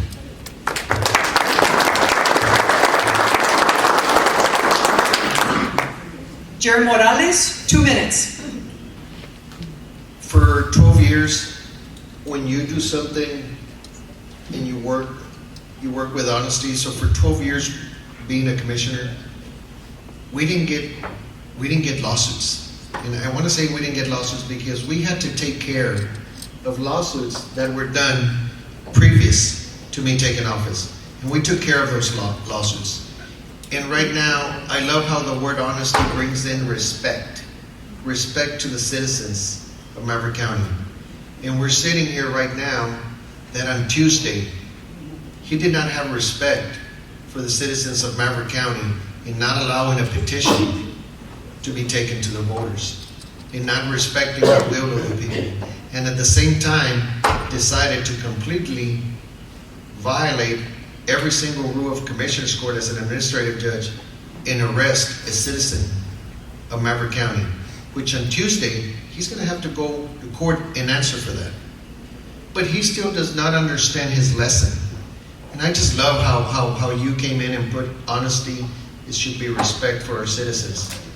Because he came and did the same thing 2 nights ago and disrespected my volunteers. And before being volunteers, you are citizens of Maverick County. So here we go, committing the same errors over and over again. No has salido de una y ya te estás metiendo en otra bronca. El respeto a los ciudadanos se debe dar con honestidad. Y eso es lo que vamos a hacer como su próximo juez. Gracias.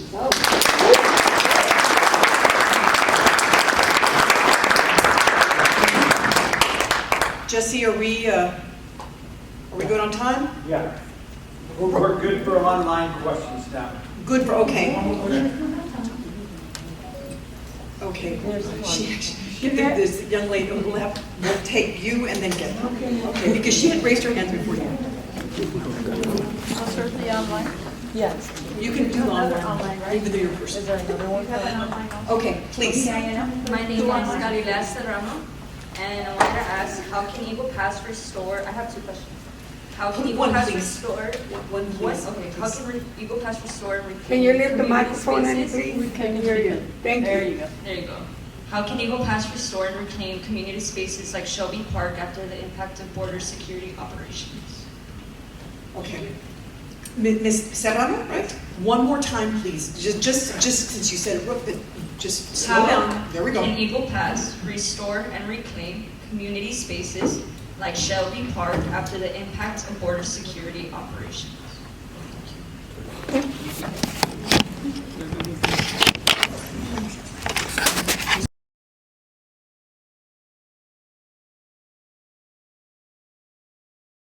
more border patrol agents, maybe floodlights, anything that can assist them to help make sure that they can still do their job as well. But it's important, and I don't want to pretend like it's not. It is very important, and I will do everything in my power to be able to negotiate, to use my skills to talk, and to be able to build those, again, like I said, build those relationships to be able to get that done for everybody. Thank you.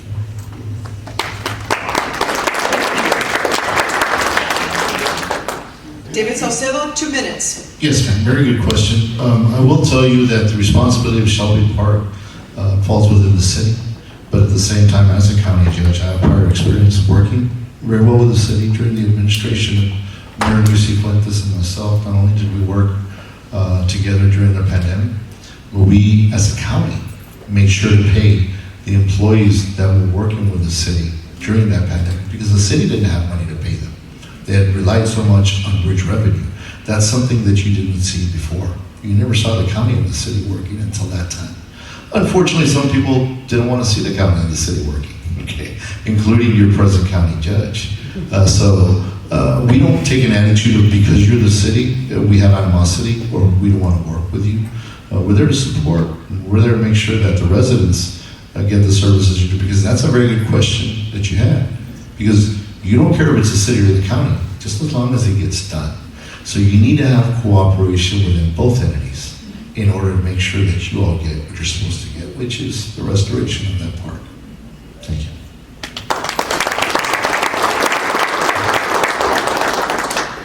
Jerry Morales, 2 minutes.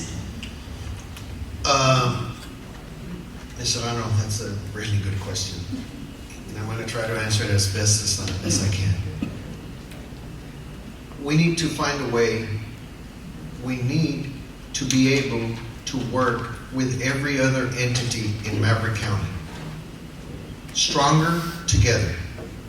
When we all unite as one, and you bring in the city, the school, the waterworks, UMC, Kickapoo, the hospital, when we bring every board out there, every entity, and we sit them in the same room and get on the same page and say, we are here to fight with the city.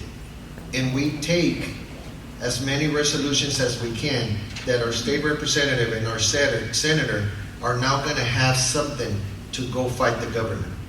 They're going to have something to say, my whole community is standing together.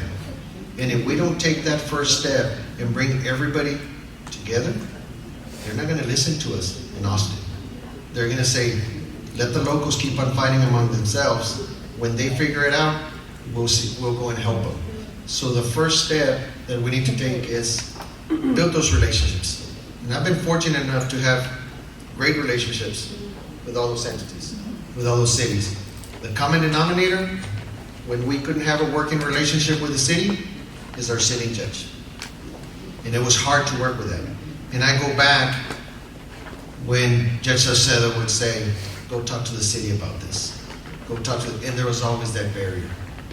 And when he came in as judge, those barriers continue to be there. So that I can say that the common denominator is the sitting judge that's there right now. We'll bring everybody together. We'll go meet at ICT, how we've been doing when we present those resolutions to our state reps and our senators, because that's the way how we get things done. That's the way how we were able to bring this university to Maverick County, working together.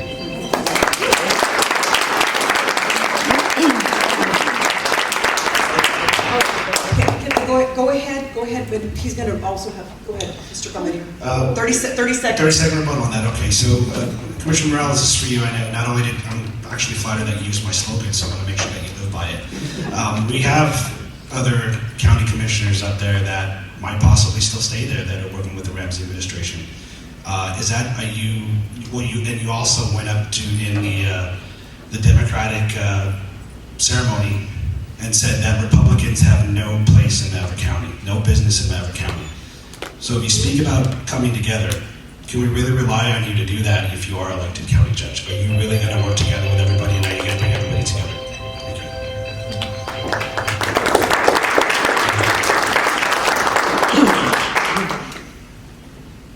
I have 30 seconds.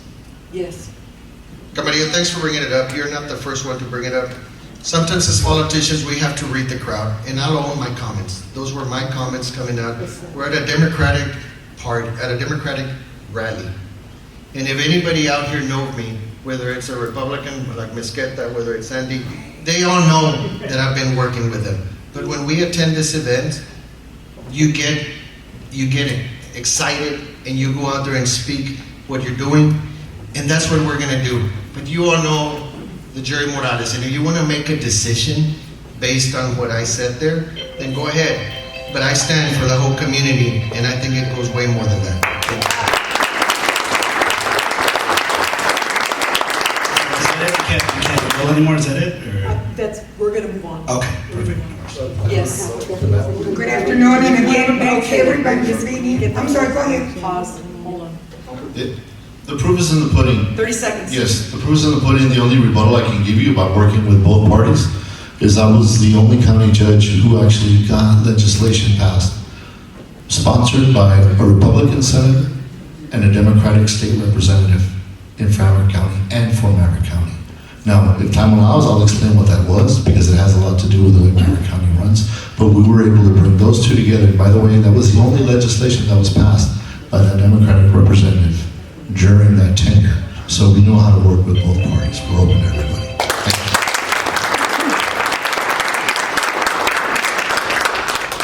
Ms. Diaz, please proceed. My name is Enriqueta Diaz, and I want to address two important issues. One of them, a lot of people that are listening right now are not even aware of this. A few years ago, quite a few years ago, the state legislature approved a 1.5 cent sales tax for the county. It was requested in order to make the GO jail as a profit-making facility, and also to build the landfill site. Both of these facilities were built during the administration of Judge Saucedo, where the legislature had to give authority in order to add this additional tax. They also stipulated how long and how the money would be used. What the state legislature approved is that they could continue collecting the 1/2 sales tax, which runs into hundreds and hundreds of thousands of dollars. And that at the time the GO was paid off or given away or sold,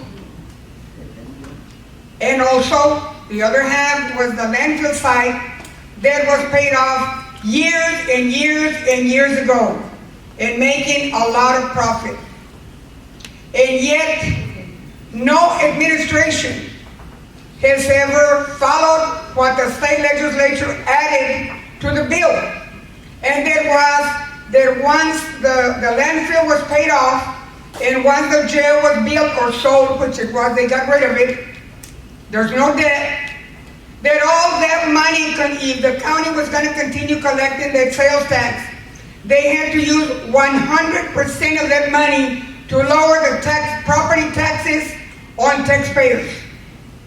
No administration, not the past administration, not the present administration, has ever followed what the state legislature approved, and to this day it is still being collected, and the people are getting no credit on their tax. They're not abiding by, in other words, of what that bill said. And that money is being deposited in the general fund, just another buck to be spent for their little wishes. I'd like to ask all three, if you all are the ones elected, are you willing to correct that violation of the state law, because it was a bill, and refund the taxpayer with all the money that has been misused and misappropriated for what it was not intended? I'll give each one a chance to answer. And I'll go to the next question. Take a seat, and then we're going to proceed. Thank you. Mr. Carballo, you have 2 minutes to respond. That's With my, of course, this is well, I will agree with those that say that I'm inexperienced in politics.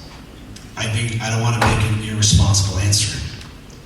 That is something, you're right, the law is the law, we have to follow it. And when it comes to refunding everybody, that's something that's going to have to definitely be planned out. So if I am elected, yes, I will bring that to the attention and I will work on that to make sure that that's corrected. And I'll do my best. Again, I don't want to make promises I can't keep. I don't want to tell people what they want to hear just to get elected. I want to be true in my heart and let you know that I'm going to do my best to work on that. Thank you. David Saucedo, 2 minutes. Yes, ma'am. Same here. If there is in fact such legislation that states that that needs to be done, then I'll do it. Very simple.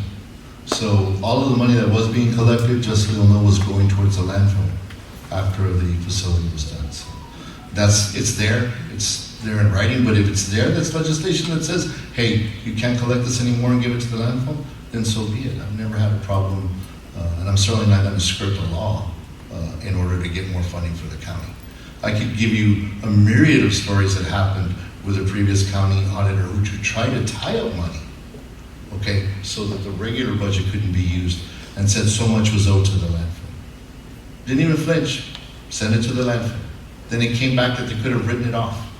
But I still gave it to the landfill because I wasn't going to go out of my way to try to get money that didn't belong into the county coffers. It belonged to those projects. Thank you.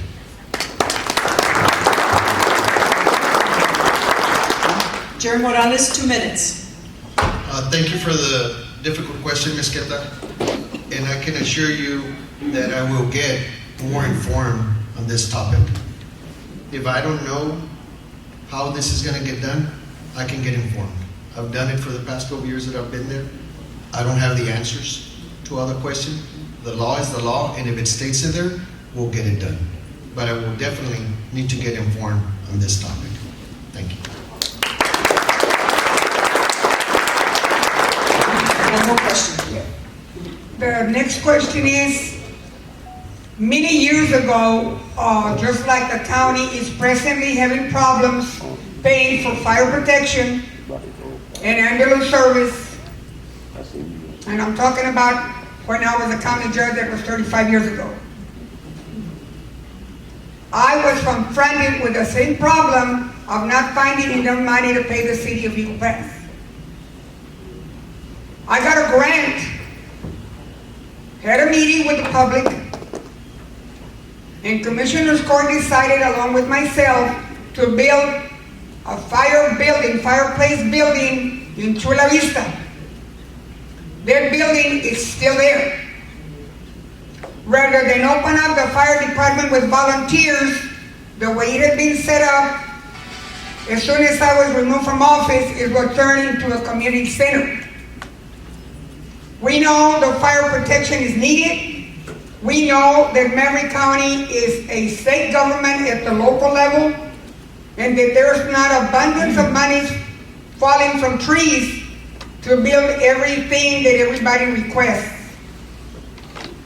I think the people need to understand what is county government. What are the obligations of the county as a governmental entity? But everybody tries, every commissioner and the judges, they give promises, things they cannot keep because they want the vote. And it's a slap in the face. That building was made with federal funds. There was no local taxpayers used. That building is still there. And it is being misused, and there's no fire department anywhere. Even though I tried to build the first one with volunteers, the building is there, we got that much done. Nobody else has ever looked at fire protection. I would like to ask each one of you, will you use that building for what it was intended for? It was not built there to satisfy commissioners, to open up offices for them or JPs or anything else. That is your responsibility as county judges to provide housing for elected officials and not to be using facilities that the money was granted for the use of the community and that was for a fire station. I would like an answer from each one of you. Will you commit to that? Because it is needed. And we need to do that now. We might look at Quemado, there's people from Quemado here, as being the first ones in the new administration to work for a fire department. God bless you all. Thank you for being here and answering the questions. Mr. Camarillo, 2 minutes. Yes, that building, that's what it was intended for. Yes, absolutely. The federal funds, this all falls in with federal funding being used responsibly, especially when it comes to the buildings that are needed. EMS services, fire services, very detrimental to this community. We've seen it. We've seen the struggle. We've seen even the city of Eagle Pass is providing that service and not getting paid. And I think what everybody saw, if anybody can remember, was our city county judge procrastinating on paying that. And that caused a lot of chaos for the city of Eagle Pass to go and put out a press release to say that, hey, we might not get these services anymore. Under my administration, that's not going to happen again. We're going to make sure that not only are we going to make sure that we compensate the city for their services, but we also don't want to rely on the city too much. We want to make sure that we prioritize public safety, and that includes the sheriff's department. We haven't really touched on that subject. Hopefully, we'll have time to touch on that. There's not a lot of funds divided to public safety at all, so we really need to work on that. Keeping our citizens safe is priority number one. And yes, I will look into that and we will do something about that.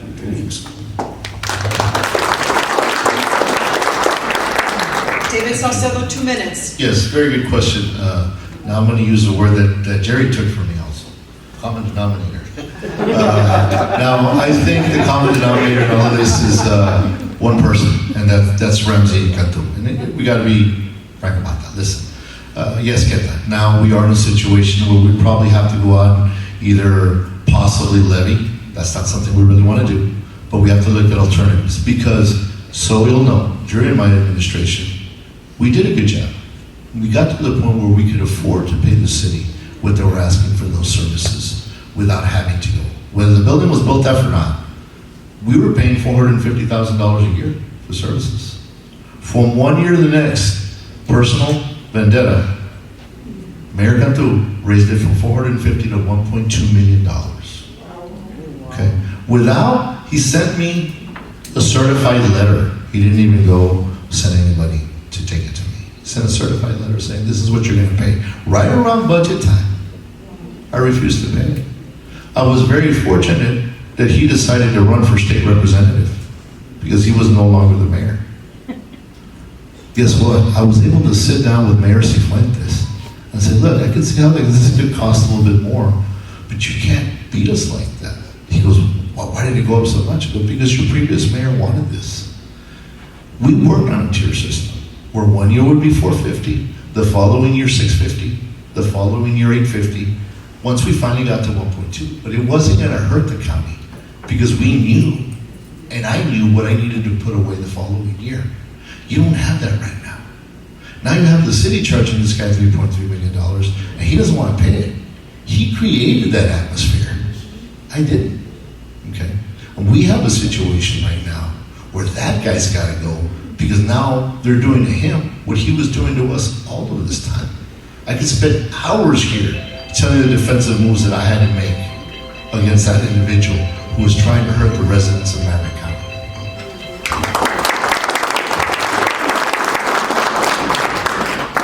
Jerry Morales, 2 minutes.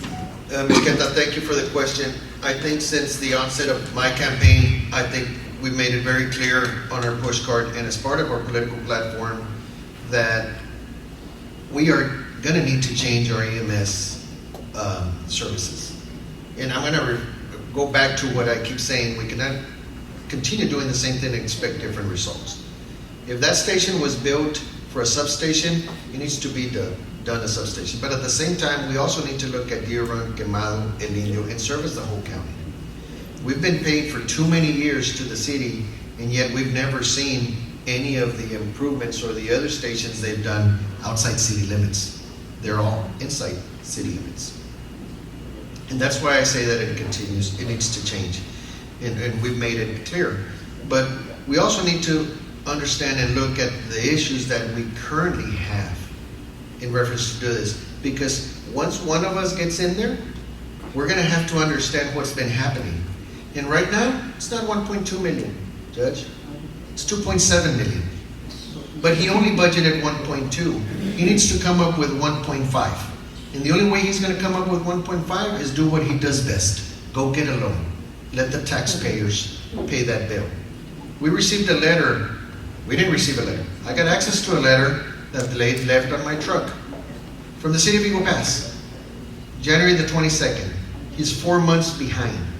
October, November, December, and January. We had a special meeting to pay 3 months and another meeting to pay that 4th month to be current. And they gave us a 30-day extension to come up with a 1.5 million because that's what the contract states. So we need to come up with 1.5 million by March the 1st.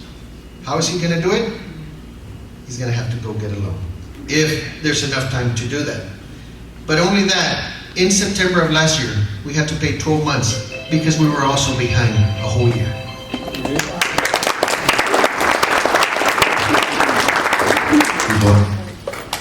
30 seconds. Yes, ma'am. So, I mentioned this the last time. You cannot go out for a loan if you're not allowed by the state, which he's not. Number two, you cannot create an emergency that you created yourself. So the county can't go out for a loan because he didn't want to pay that bill. He did that to himself. Get that? A group of individuals went out and picked up signatures. So now he can't go out for loans. But he also can't say this is an emergency situation because he already knew that he had to pay for those fire services. So here he is again, getting the county into trouble.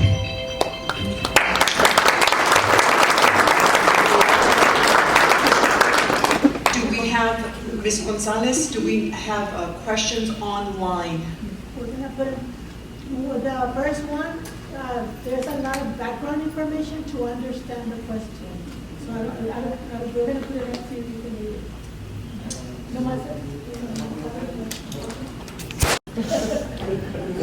This is an online question. Okay, just a minute. I tell you what, do you have it on your phone? Yes. Okay.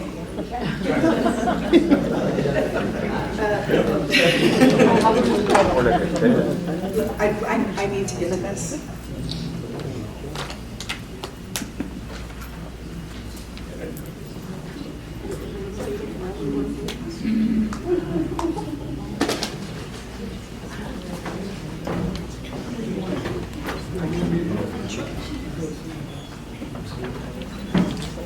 Okay, this is an online question from Yana Gomez, and here we go. I have a question for you on a very delicate topic.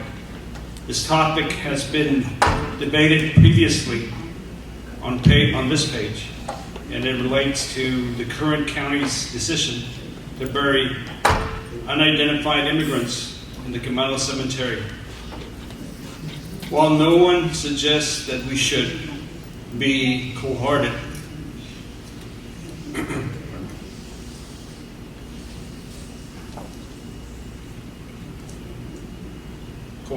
regarding the destiny of these individuals, there is another layer that should be considered.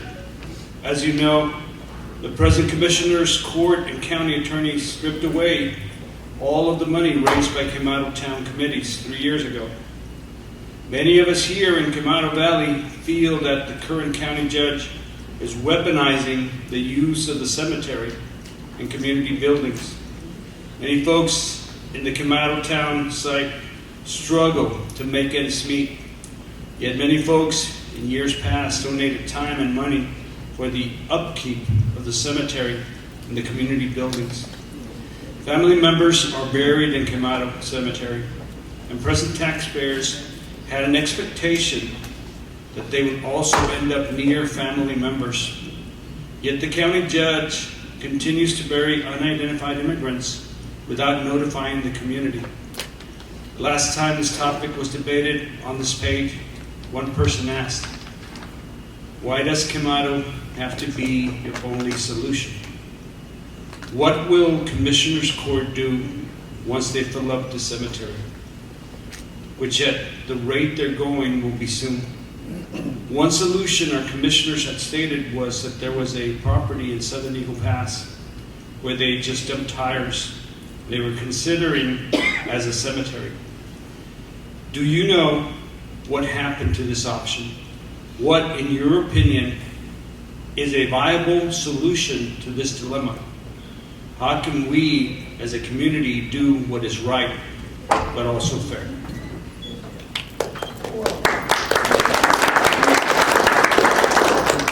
This question was provided online, which was also another option to communicate with us as we were having this forum. So, Mr. Camarillo, 2 minutes. No, I think the question was for Commissioner Morales. Now you can go first. Do you not want to? I mean, it was for Commissioner Morales. I think I'll let him go first on this one. Is that okay? Yes, go ahead. Oh, I go? The hot potato is now with you. Hot potato. 2 minutes. I think most importantly, I've seen in the 12 years, this issue has come up with, it wasn't an issue with the Quemado Cemetery 3 years ago, when he decided to come in and just take over the Quemado Cemetery Board. And he only did that, we know the whole story behind this. But I think the county is also going to face that here soon. So we need to be working together with the Quemado community in Maverick County, and we need to look at a long-term option, long-term solution. We cannot just be here waiting. I've been here for 12 years, and I had never thought about this, that we don't have something else already planned. And I hadn't thought about that 2-3 years ago when I saw what was going on for 9 years. It wasn't an issue with Quemado till he took over, and now all of a sudden we have absolutely no transparency when it comes to dealing with these issues. We have to find out, because he'll come in and post pictures of what he's doing publicly, when it never came to Commissioner's Court, when it never was discussed in Commissioner's Court. And that is something that we cannot continue to allow. We need to bring everyone to the table. We bring Quemado, we bring Maverick County, and we bring the city of Eagle Pass, and we work together along with the Kickapoo and every party and every entity that has to play that, because that's Maverick County coming together, and we need to find a solution, a long-term solution, because this is something that it's inevitable. We have to find something that will work long-term. Thank you.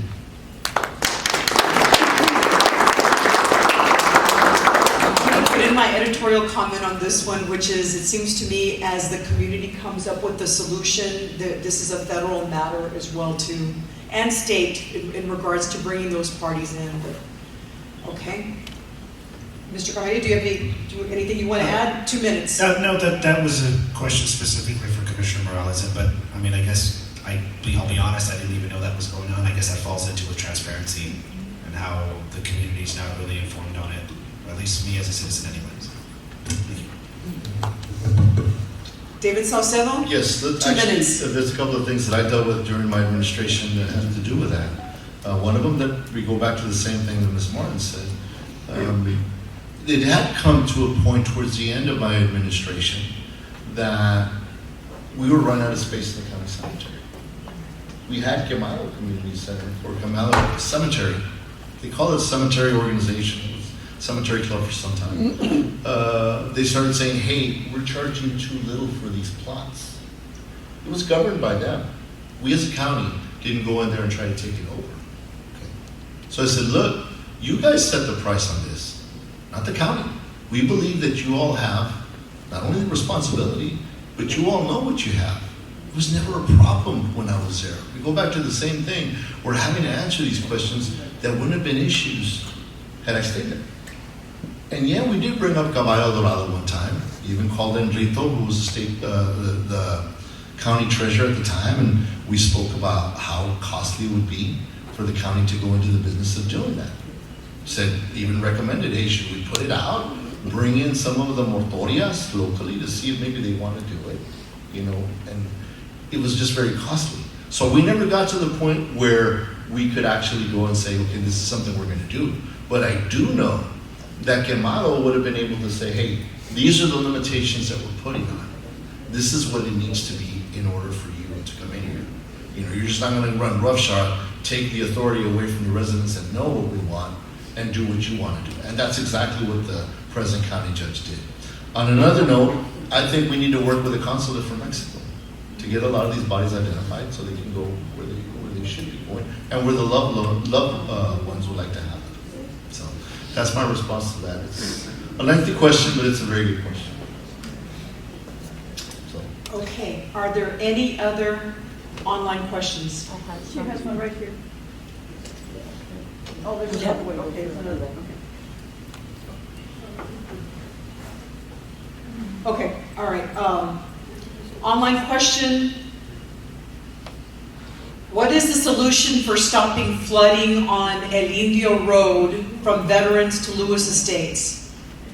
And why didn't Saucedo and Morales do anything about when they were judges and commissioner instead of building an amphitheater at the lake that was behind schedule and over budget? Okay, so 2 pieces. Solution for stopping flooding on El Indio Road from Veterans to Lewis Estates. Mr. Camarillo? I wasn't here during Mr. Saucedo's Jerry, do you want to answer? Because I know you have the answer, but I'll chime in. I've been having to go before you. Like, no, that's fine. Okay, Jerry Morales, 2 minutes. So when we look at the flooding in El Indio, since day one, we've been very proactive with the flooding. I was able to clear 10,000 linear feet of canal because TxDOT came and requested we cannot do the improvements of the the master plan for the flooding if you don't do the cleaning canal first. Some culverts need to be added in El Indio Highway. We went and did that, and TxDOT came back at the time when the funds would go to Laredo and said, there's no funding for your project. So the flooding continues. But you look at the whole picture itself, it's not only a Maverick County problem, it's also a city problem. Because all the water that goes through El Indio Highway, it's coming from the city. So we go back again, working with the city and finding a solution, not just because it goes to the city. You know what? It floods in the county, I'm not gonna do anything about it, but yet the water's coming from the city. The regulations need to be in place that if you open up a business or you open areas, that the detention ponds that are created need to be to the capacity, to the engineering capacity. I was very fortunate enough to work with TxDOT, visiting them constantly in Laredo, to the point that I was able to get, when you exit Las Quintas on El Indio Highway, parallel going towards Chula Vista, about 800 feet of concrete lined cement to alleviate the flooding. Alongside, TxDOT came in and did that at no cost to Maverick County, because they would see me come into the Laredo office and say, here comes this guy. You know? And eventually, being there and asking, I was able to get that for Maverick County to alleviate that flooding. We also came in and did a project in Las Quintas to remove that water faster outside and have it not flood.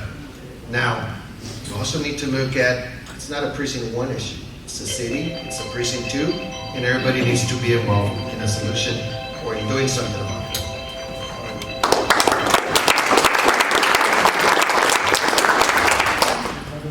Very good, Jerry. A little caveat to that. Maybe you've forgotten or you ran out of time. Mr. David Saucedo, 2 minutes. Starting now?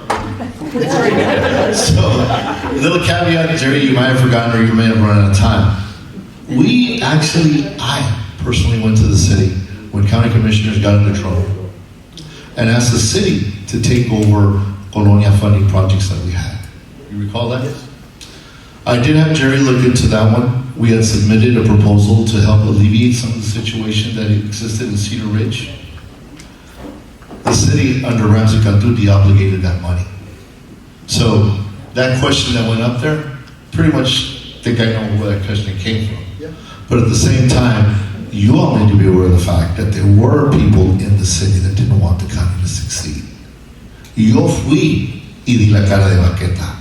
And I said, don't let the residents lose their services because these commissioners did bad things.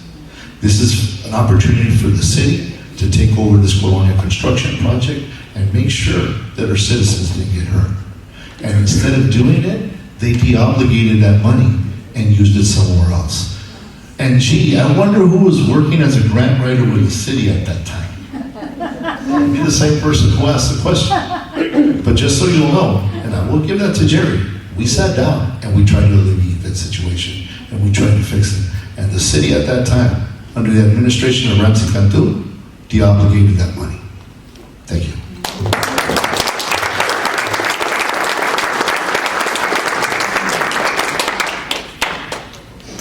Any other online questions?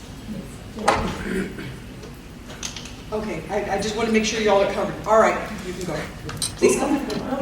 Oh, you have one? Yeah, Okay. there's one that they sent online. Okay. Okay. Believe this is from, you see this one? This is from Leti de la Cerda. Gentlemen, what are your plans for Thompson Road residents with potable water, sewer, trash pickup? For years upon years, we have been asking, and always it's the same answer. There are no funds. City has Thompson Road belongs to county, and county says that they are not sure where the boundary ends. Basically, they want to know what can be done to remedy that. Okay. Mr. Camarillo, 2 minutes.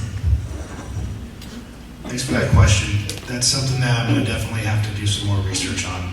But in a sense, as a county judge, you want to have your whole entire team with you, especially when your county commissioners are involved. So that's something that I would definitely encourage to take a look at and to do as much research as possible. Thank you. David Salcedo, 2 minutes. Okay, Jerry. 2 minutes. Jerry Morales, 2 minutes. When we look at working with other commissioners, and I was able to work with Pete Venegas, great commissioner, and he had a plan in place. He came in here, when he came in and looked at the, and this is how it ties to Thompson Road. He came in and bored on a farm road and brought in the water all the way to the front. There's a road past about 50 feet of current Commissioner Ramos' house. And there's a big fire hydrant there that you can tell that that's where the water line. And the plan was already set in place. The plan was already that each year we would do a little bit of a time. Eventually we wanted to get all the way to Elm Creek so we could tap in and loop with the City of Eagle Pass water. That would have created more pressure in what we needed to be able to get our lines out there. Unfortunately, if we would have done that, we would have been closer to Thompson Road to be able to get these services out over there. Instead, what this administration did, right there where that water line ends, they poured under 277 and put the water lines across the highway to serve 3 or 4 residents that needed that service. But when you look at the big picture, did they really want to serve those residents? Or did they want to serve the gentleman in the back that owns all that land? Not referring to anybody here, I'm referring to the property behind those properties that is currently owned by Puerto Verde.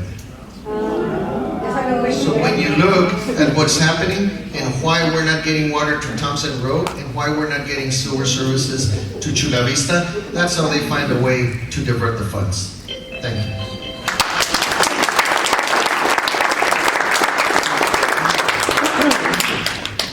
Thank you. Jerry, I'm glad you brought that up. David Salcedo. I'm glad you brought that up because it shows the residents, especially ones from Quemado, some of the things they've been told when they say it's really there to service the rest of the residents. It's not. It's for a developer. Okay. The situation with Thompson Road is one that we've dealt with over the years. We have had problems. It's not any disrespect to the residents who live there. It is considered a ranching part of our community. We would take them emergency water when we were county commissioners. We did go with USDA. We did go with Texas Water Development Board. We went with the city of Eagle Pass, but it was a project that was going to cost millions of dollars. And once again, as we mentioned before, these individuals look at beneficiaries, and beneficiaries are the people that are going to get serviced. So when they see 9 families, let me give a random number, 22 people, I say we can't justify spending $4 million on 22 people, even though the need is there. We've always listened to them. It's something we're going to continue to do. We're going to try to get services out there. We continue to work on that. We did when I was there my first go on. We did when I was there as a county commissioner. Pete's project was a very good project, but it's not for a lack of effort on the county's part. Sometimes the numbers aren't there, and that doesn't mean that you're not trying. You continue to try until they finally say yes. Thank you.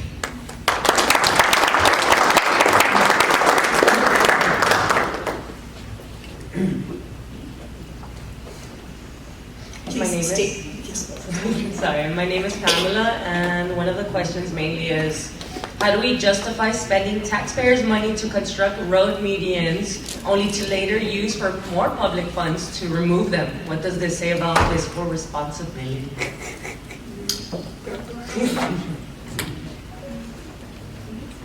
Mr. Camarillo, 2 minutes. That's actually a really good question. Now, I believe it's the state that, correct me if I'm wrong, it's the state that puts these meetings there, that requests them to be there. You know, making promises you can't keep on those things, that's something that really has to be reviewed. When you're trying to make, gosh, I don't want to put anybody on the spot here. I'll get flagged for it later, whatever. You have medians down that are making people miserable, apparently, or they're keeping people safe. Making a promise to remove them and only getting rid of half of it and saying that you kept a promise, that's something to me that's irresponsible. And when it comes to that, that is something where you have to deal with the state, and you have to go up again.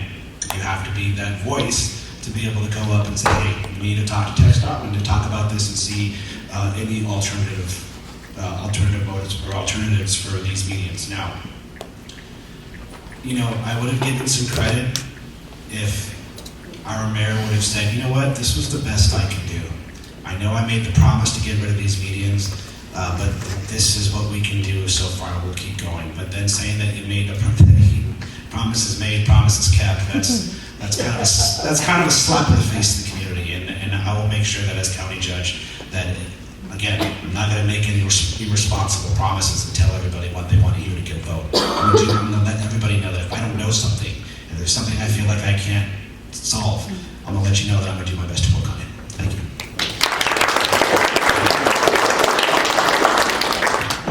David Salcedo, 2 minutes. Yes, I believe maybe it was a hot press button type of situation when that was done. I certainly wouldn't waste any money on going and destroying something that was created because it was going to try to make me look good. You know, there's many decisions that I've made over the years that have been difficult. The medians, they didn't go to the county. Jerry would attest to that. He was on the court. The state had done those things. Whether we think it was for the safety or not the safety, obviously it's become an issue. But just doing one portion and making it look like a promise was kept and spending money on that, I would have an issue with that if that came to the county court, just because it's going to be fodder for the next day's social page. That's one thing we've never done, and we're not going to steer away from doing that. We're going to do what's going to be important to the public and what's going to spend their money wisely. We didn't get to Maverick County where it was when I got there because we were spending money wisely. That's how it happened. We were starting to look at how money was hemorrhaging, where it was going, and we found ways to stop that. I certainly wouldn't waste it on something like that. Thank you. Jared Morales, 2 minutes. I would never authorize to be spending money on unnecessary spending. We have too many needs in Maverick County to be doing this type of things. But what I can add to what Mr. Camarillo and Mr. Salcedo has done, I've been very advocate about those meetings. I've gone to TxDOT several times. We've had meetings with Engineer Alvarez, Mr. Gonzalez, now Vanessa, who used to be the city engineer. And my biggest concern with those meetings, when they present to you the engineering plans, and this is to prevent accidents, you know what, my concern right now is the emergency vehicles. If you're in El Indio highway and you see how an ambulance cannot get to their location, that's very concerning. And that was the issue that I brought to TxDOT. This now has become a safety issue. And on one of the meetings, and I'm sure they're still looking at it, I was able to present to them that when we were in Dallas visiting universities for my daughter, we saw an ambulance on the same type of medians drive over the medians and then go down a ramp. And we were in high traffic area and I saw the ambulance coming. I said, how's she gonna get through? And they were able to go over that ramp. And I presented that to TxDOT and I said, this is something that needs to be considered in Maverick County because we have this issue right now going on in El Indio Highway and Old. And they said, we need to look at it and we need to do. The other issue that comes to was a traffic issue. I go, if we would do something with the traffic, that would speed an ambulance or a police unit. And they came in twice already and they have to do adjustments to their lighting. That's why now you see a little bit of higher moving traffic when you're in El Indio and Veterans because they've been looking at the traffic modules. But the ramps on those mediums, they need to go there to make it easy and accessible for an ambulance or fire truck and our emergency vehicles to get to their location faster. Thank you.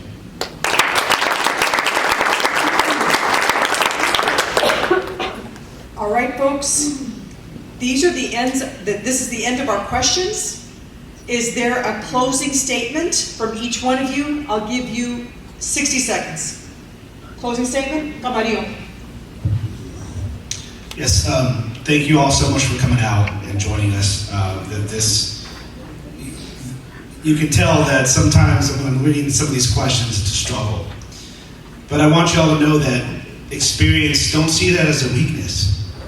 I want you guys, I can learn. There's plenty of time. If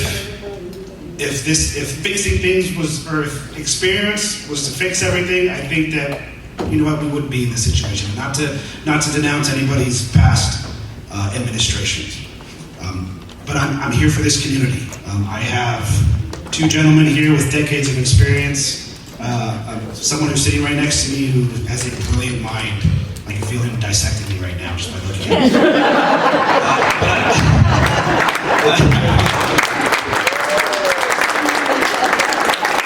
But I want you to know I have plenty of respect for both of these men.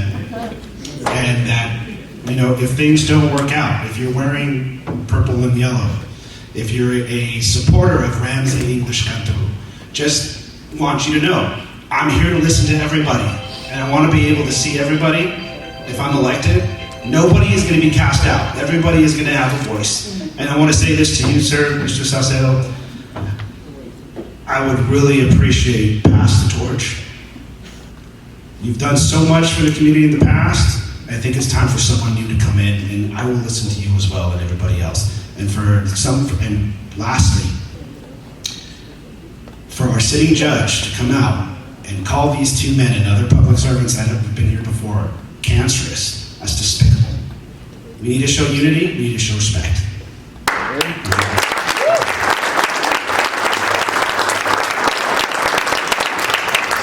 David Salcedo, 60 seconds.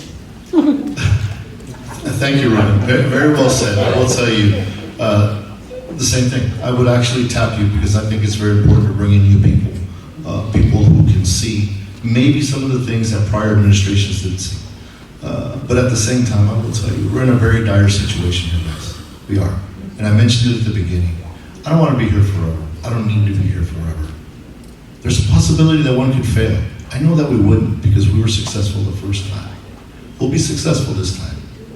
I am going to pass on the torch, but I need to get it right before we can do that. And once it's done and it's fixed, anybody can come in and say, let's go. Let's not go backwards. Let's go forward. I believe in that. I believe in time for a change. But I also saw come to fruition what I feared the most. You had an individual that came out and set the county back another 15 years. And I know I can get it fixed in 4 and leave it to the people after that. And I'll be there to give advice because I love this county. And I fight for this county and I fought for the residents. And I'll continue to do that till the last day I'm around. Thank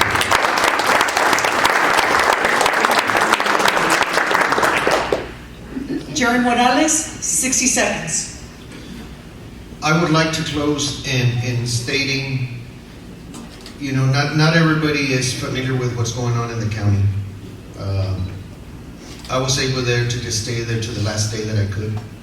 And I wanted to do it the most democratic way in resigning so that we could trigger an election for Precinct 1 and let the community decide who was going to represent them when I was gone. But I think at the time, we need to look at what's going on. We need to be very well informed as a community. And I want to close with this remarks. In 2023, 9.1 million. At the end of 23, 4.5. 2024, 7.4 million. At the end of that, 1.4. In our fiscal year today, 7.9 million started the budget, and we're going to end with 175,000. If that doesn't alarm Maverick County, I don't know what else is going to alarm Maverick County. But you all have the power in your hands to go out there and make a difference in this coming election. Thank you.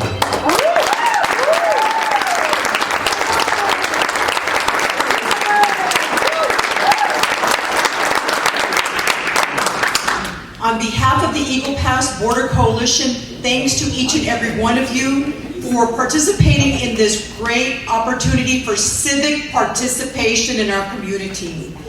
Let's remember, compañeros, people that are here in Eagle Pass, Maverick County Judge candidates. But we're going to also have other races. It's a primary ballot. And so you will see Texas Governor, Lieutenant Governor, Attorney General. You will see judicial races such as the 4th Court of Appeals. You will see legislative races such as the U.S. Senate and the Texas House, the Texas Legislature, and of course our local Maverick County races. So keep these dates in mind. Early voting begins on February the 17th and runs through February the 27th. The deadline to apply for a ballot by mail is February the 20th. And of course, March 3rd, 2026 is primary election day here in Texas. So the Eagle Pass Border Coalition is now inviting the public to attend a voter education seminar being conducted at the Eagle Pass Public Library on Tuesday, February the 10th, 2026, from 6 p.m. to 7:30 p.m. All are welcome to attend. Thank you so much for being here, being present, and look forward to each and every one of you being at the votes.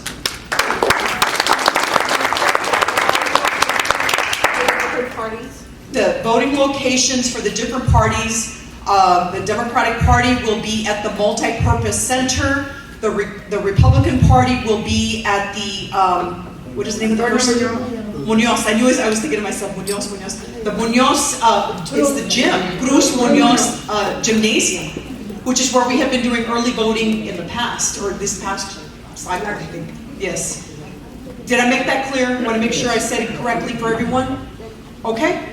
Thank you all for your time. Thank you, candidates, and have a great rest of the day. And candidates, may I say something, Judy?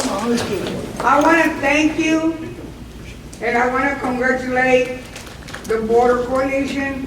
They could not have picked a better person to be the moderator. They're doing